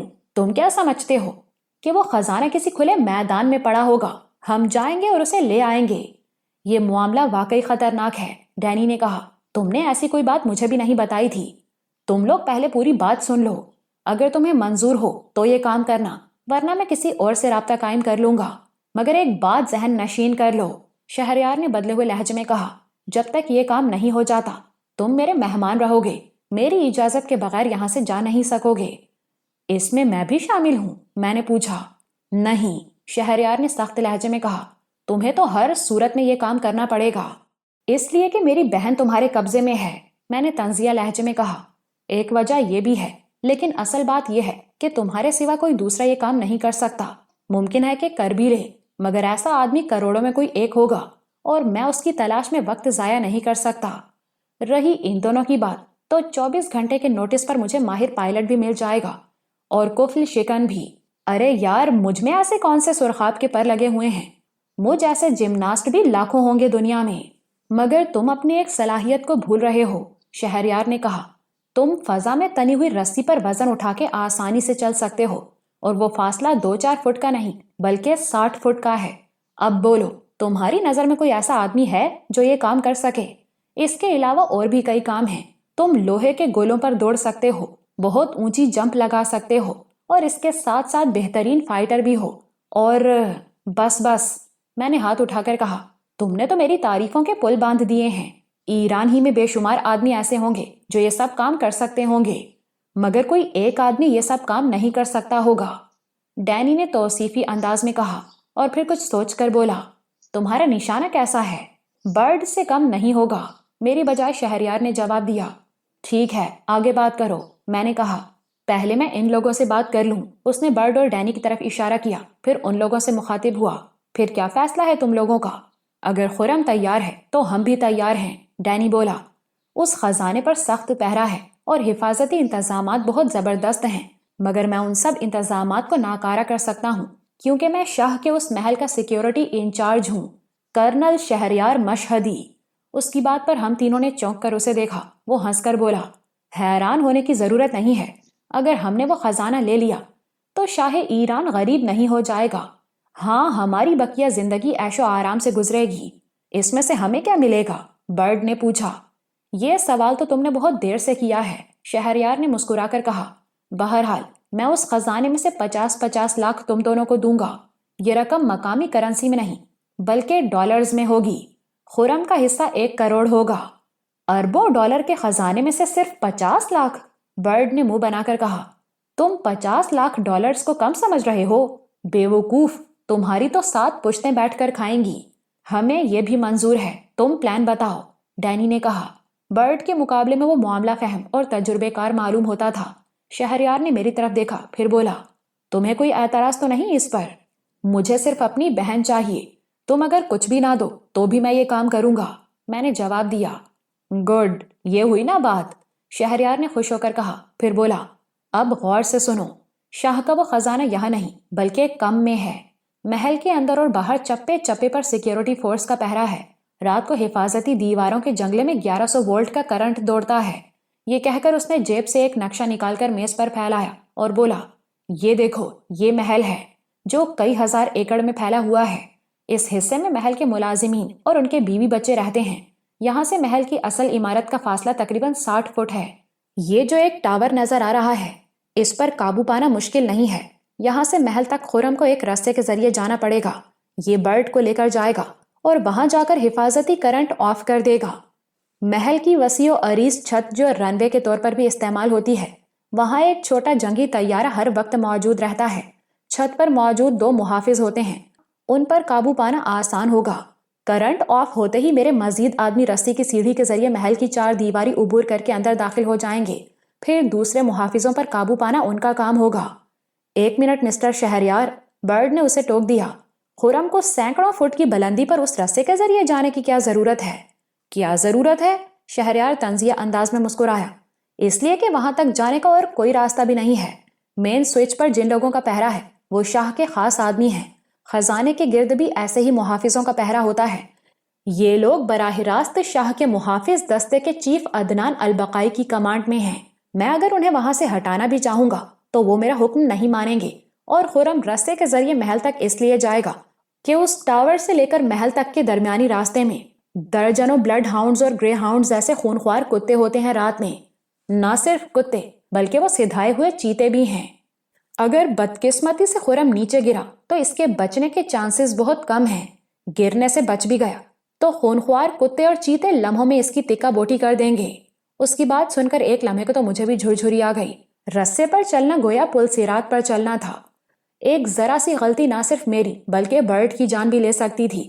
مجھے اچانک ایک خیال آیا اور میں نے شہریار سے پوچھا، ٹاور سے محل تک اس رستے کا کیا جواز ہے؟ کوئی جواز نہیں ہے، اس نے اطمینان سے جواب دیا۔ رستہ تو تم لوگوں کو باندھنا ہوگا۔ رستے کے ایک سرے پر خاصا وزنی ہک لگایا گیا ہے۔ برڈ بھاری گولا پھینکنے کا ماہر ہے، اس لیے وہ وزنی ہک محل کی عمارت تک پھینکنا مسئلہ نہیں ہوگا۔ اور اگر محافظ ہوشیار ہو گئے تو؟ برڈ نے پوچھا۔ محافظ اندرونی حصے میں ہوتے ہیں، ان کے فرشتوں کو بھی علم نہ ہو سکے گا۔ اس نے پھر نقشے کا سہارا لیا۔ یہ دیکھو محل کی 4 دیواری، یہاں سے محافظوں کے کمرے بہت دور ہیں۔ وہ اطمینان سے اپنے کمروں میں بیٹھے رہتے ہیں کیونکہ ان کی نظروں میں آئے بغیر سیڑھیوں سے کوئی بھی اوپر نہیں آ سکتا۔ یہ تو وہ سوچ بھی نہیں سکتے کہ کوئی ٹاور کی طرف اوپر سے آ سکتا ہے۔ وہ سانس لینے کو رکا، پھر بولا، میرے آدمیوں کے آنے کے بعد تم لوگ نیچے آ جاؤ گے۔ مجھے ایک مرتبہ پھر خرم کی ضرورت پڑے گی۔ سونا اور نقد روپیہ تو دوسرے کمرے میں ہے، مگر نایاب اور بیش قیمت ہیرے ایک اسٹرانگ روم میں ہیں۔ اسٹرانگ روم میں زبردست حفاظتی اقدامات کیے گئے ہیں۔ اس کا فرش، دیواریں، چھت، ہر چیز لوہے کی ہے، اور نہ جانے اسے کہاں سے کرنٹ فراہم کیا گیا ہے، اس کا علم صرف عدنان البقائی کو ہے۔ کنسیلڈ وائرنگ ہے، اس لیے باوجود کوشش کہ میں اس حفاظتی انتظام کو ناکارہ نہیں کر سکتا۔ ناکارہ کر بھی دوں تو شاہی محل ہی میں کسی جگہ خطرے کا الارم بجنے لگے گا۔ اگر کوئی اسٹرانگ روم میں داخل ہونے کی کوشش کرے گا تو وہ اپنی جان سے تو جائے گا ہی، خطرے کا الارم بھی چیخ اٹھے گا۔ پھر تم نے کیا سوچا ہے؟ ڈینی نے پوچھا۔ یہاں بھی ہم رسے سے کام لیں گے۔ خرم رسے کے ذریعے کمرے کے دوسرے سرے تک جائے گا اور چھوٹا سا وہ سیف ٹرالی پر گھسیٹ لائے گا جس میں کروڑوں ڈالرز کے ہیرے ہیں۔ اتنا زبردست خزانہ ہے اور اتنے خوفناک حفاظتی انتظامات، اس پر تم کہہ رہے ہو یہ خزانہ شاہ کے لیے معمولی ہے؟ برڈ نے کہا۔ شہریار بے اختیار ہنس دیا۔ تمہیں شاہ کی دولت کا اندازہ نہیں ہے، کسی کو بھی نہیں ہوگا۔ یہ حفاظتی انتظامات خزانے سے زیادہ سرکاری دستاویزات اور فائلوں کے لیے ہیں۔ ان کے گرد اس سے کہیں زیادہ پہرا ہے۔ میرے خیال میں تم لوگ مطمئن ہو گئے ہوگے۔ پھر اسے کچھ خیال آیا اور ڈینی سے بولا، تم ہمارے ساتھ چلو گے ہی، ممکن ہے وہاں بھی تمہاری ضرورت پڑ جائے، کیونکہ ابھی تک میں نے اندر سے ان کمروں کا جائزہ نہیں لیا جہاں خزانہ رکھا گیا ہے، مگر تمہارا اصل کام اس سیف کو کھولنا ہے جو خرم اسٹرانگ روم سے لائے گا۔ وہ سیف دیکھنے میں بہت چھوٹا ہے، مگر اس کی تیاری میں گن میٹل استعمال کیا گیا ہے۔ اس میں 3 قسم کے قفل ہیں، 2 تالوں میں 2 چابیاں استعمال ہوتی ہیں، تیسرا تالا نمبروں والا ہے۔ وہ تو خیر کوئی مسئلہ نہیں ہے، ڈینی نے بے نیازی سے کہا، مگر خرم اکیلا اس سیف کو اٹھائے گا کیسے؟ یہ تو میں بتانا ہی بھول گیا تھا کہ جب خرم اس سیف تک پہنچ جائے گا تو اصل مسئلہ حل ہو جائے گا۔ سیف کے نزدیک ہی ایک سوئچ موجود ہے۔ اس سوئچ کو آف کر دینے سے نہ صرف الیکٹرک کرنٹ منقطع ہو جائے گا بلکہ الارم بھی نہیں بجے گا۔ وہ سوئچ احتیاطاً لگایا گیا ہے تاکہ کوئی شخص سیف میں کچھ رکھ رہا ہو تو الیکٹرک کرنٹ سے محفوظ رہے، ورنہ یہ بھی تو ہو سکتا ہے کہ اندر شاہی خاندان کا کوئی فرد یا خود شاہ موجود ہو اور اس کا کوئی دشمن اسٹرانگ روم کا کرنٹ آن کر دے۔ سوئچ بند ہوگا تو باہر سے سوئچ کرنٹ آن نہ ہو سکے گا، مگر اس سوئچ تک پہنچنا جوئے شیر لانے کے مترادف ہے۔ یہ کہہ کر وہ سانس لینے کو رکا، پھر ذرا توقف کے بعد بولا، میں تم لوگوں کو محل کا ایک ایک نقشہ اور تمام تفصیلات لکھ کر بھی دے دوں گا۔ تم لوگ آپس میں مشورہ کر لو اور ہر پہلو پر خوب غور کر لو۔ آپریشن اگلے ہفتے ہوگا۔ 1 منٹ مسٹر شہریار، میں نے جلدی سے کہا، مجھے لکڑی کے 2 گولوں کی ضرورت پڑے گی۔ گولے حجم میں ٹینس کی گیند سے دگنے ہونے چاہیے اور مضبوط لکڑی کے ہوں۔ میں اسٹرانگ روم میں رسی کی بجائے لکڑی کے 2 گولے استعمال کروں گا۔ شہریار نے ایک لمحے کے لیے کچھ سوچا، مگر اس کی آنکھیں چمکنے لگیں۔ اس نے خوشی سے چہکتی ہوئی آواز میں کہا، ونڈرفل! میں ابھی تک اس سلسلے میں خود بھی پریشان تھا۔ اسٹرانگ روم کی دیواریں سب پاٹ ہیں، وہاں رسی کا ہک پھنسانے کی جگہ نہیں ہے۔ میں نے سوچا کہ وہیں پہنچ کر دیکھا جائے گا کہ ہک کہاں پھنسایا جائے۔ خرم نے میری یہ مشکل بھی حل کر دی۔ تم نے ایک بات پر غور نہیں کیا مسٹر شہریار، برڈ نے کہا، ہمارے وہاں سے نکلتے ہی کوئی پولیس کو اطلاع دے گا اور آنن فانن پورے شہر کی ناکہ بندی ہو جائے گی۔ ہم اگر جان پر کھیل کر وہ خزانہ لے بھی آئے تو 1 ہی گھنٹے میں چوہوں کی طرح پکڑے جائیں گے۔ اس کی بات پر شہریار یوں مسکرایا جیسے اس نے کوئی انتہائی احمقانہ بات کر دی ہو، پھر وہ ہنس کر بولا، مسٹر برڈ، تم اس ہوائی جہاز کو بھول رہے ہو، حالانکہ تم خود پائلٹ ہو اور تمہیں اسی مقصد کے لیے بلایا ہے میں نے۔ سارا خزانہ اسی جہاز میں جائے گا، اس میں ڈینی، خرم اور میرے علاوہ کوئی نہیں ہوگا۔ میرے بقیہ ساتھی کم ہی میں روپوش ہو جائیں گے اور 1 گھنٹے میں تو ہم نہ جانے کہاں پہنچ جائیں گے۔ ممکن ہے ایئر فورس کے جہاز ہمارا پیچھا کریں اور ہمیں گھیرنے کی کوشش کریں۔ اس وقت برڈ کی مہارت کام آئے گی۔ برڈ کی مہارت تو اس وقت کام آئے گی جب وہ خونخوار کتوں اور چیتوں سے بچ کر زندہ سلامت محل تک پہنچے گا، برڈ نے ہنس کر کہا۔ خطرات تو ہر بڑے کام میں ہوتے ہیں، شہریار نے کہا، جتنا بڑا خطرہ اتنا ہی بڑا فائدہ۔ ممکن ہے ہم سب مارے جائیں، کامیابی اور ناکامی کا تناسب 50-50 ہے۔ پھر ہم دیر تک منصوبے کی ہر بات پر بحث کرتے رہے۔ برڈ چاہتا تھا کہ میں ٹاور سے محل تک اکیلا ہی جاؤں گا، مگر شہریار کا استدلال تھا کہ خرم اکیلا ہی بالائی منزل کے 8 محافظوں سے نہیں نمٹ سکے گا۔ اس سلسلے میں ریبی کا نام بھی زیر غور آیا، مگر پھر شہریار نے اسے خود ہی مسترد کر دیا۔ ریبی کا بہترین فائٹر تو تھی، مگر اس کا نشانہ اتنا سچا نہیں تھا۔ برڈ بہترین فائٹر بھی تھا اور نشانے باز بھی۔ ریبی کا ان 10 افراد میں شامل تھی جنہیں بعد میں محل میں داخل ہونا تھا۔ ریبی کا وہی لڑکی تھی جو مجھے اپنے بھائی کا قاتل سمجھ رہی تھی۔ دوسرے دن شہریار نے لکڑی کے گولے منگوا دیے تھے، وہ شیشم کے گولے تھے۔ میں نے 3 دن تک مسلسل ان گولوں پر پریکٹس کی۔ اس کے ساتھ ہی شہریار نے بنگلے کے وسیع و عریض لان میں ایک رسہ لگوا دیا۔ میں دن میں کئی دفعہ برڈ کو پیٹھ پر اٹھا کر اس تنے ہوئے رسے پر چلتا تھا۔ برڈ خاصا وزنی نوجوان تھا، اسے پیٹھ پر لاد کر رسے پر چلنا کوئی آسان کام نہیں تھا۔ 20-25 فٹ کا وہ فاصلہ طے کرنے میں مجھے دانتوں پسینہ آ جاتا۔ میں نے اسے ہدایات دی تھی کہ کسی بھی موقع پر نہ تو وہ حرکت کرے اور نہ ہی کسی قسم کی آواز نکالے، ورنہ میں ڈس بیلنس ہو جاؤں گا اور دونوں مارے جائیں گے۔ برڈ دم سادھے میری پیٹھ پر لدا رہتا، وہ خاصے مضبوط اعصاب کا مالک تھا۔ پریکٹس کے دوران میں کئی مرتبہ غیر متوازن ہوا، مگر اس نے ہلکی سی آواز بھی نہ نکالی، نہ حرکت کی۔ وہ تو ایسے موقع پر اپنا سانس بھی روک لیتا تھا۔ پھر ہم لوگ بنگلے کی چھت پر چلے جاتے اور گھنٹوں نشانے بازی کی مشق کرتے۔ مجھے اعتراف ہے کہ برڈ کا نشانہ مجھ سے اچھا تھا۔ چھت پر ہی میں گولوں پر دوڑتا۔ اس موقع پر اکثر رضوانہ بھی موجود ہوتی۔ وہ لوگ مجھے گولوں پر دوڑتے دیکھ کر بہت حیران ہوتے۔ برڈ نے ایک دفعہ کوشش کی تھی تو اوندھے منہ گرا تھا۔ پہلے دن کے بعد اس نے رضوانہ کی طرف دیکھنا بھی چھوڑ دیا تھا۔ شاید وہ یہ سمجھا تھا کہ رضوانہ کے ساتھ میرا جذباتی قسم کا تعلق ہے، وہ دل کا برا نہیں تھا۔ اب وہ مجھے بالکل برا نہیں لگتا تھا، حالانکہ پہلے دن تو وہ مجھے ایک آنکھ نہیں بھایا تھا۔ اب شہریار مشہدی بھی مجھ پر اعتماد کرنے لگے اور اس نے مجھے باہر گھومنے کی اجازت بھی دے دی تھی۔ میں نے ان دنوں جی بھر کے تہران کی سیر کی۔ یہ انقلاب سے پہلے کی بات ہے، جب وہاں نائٹ کلب عام تھے۔ میں یہ سوچ کر خوب تفریح کر رہا تھا کہ جانے میں زندہ بھی رہوں یا نہیں۔ ایسے ہر موقع پر برڈ میرے ساتھ ہوتا تھا۔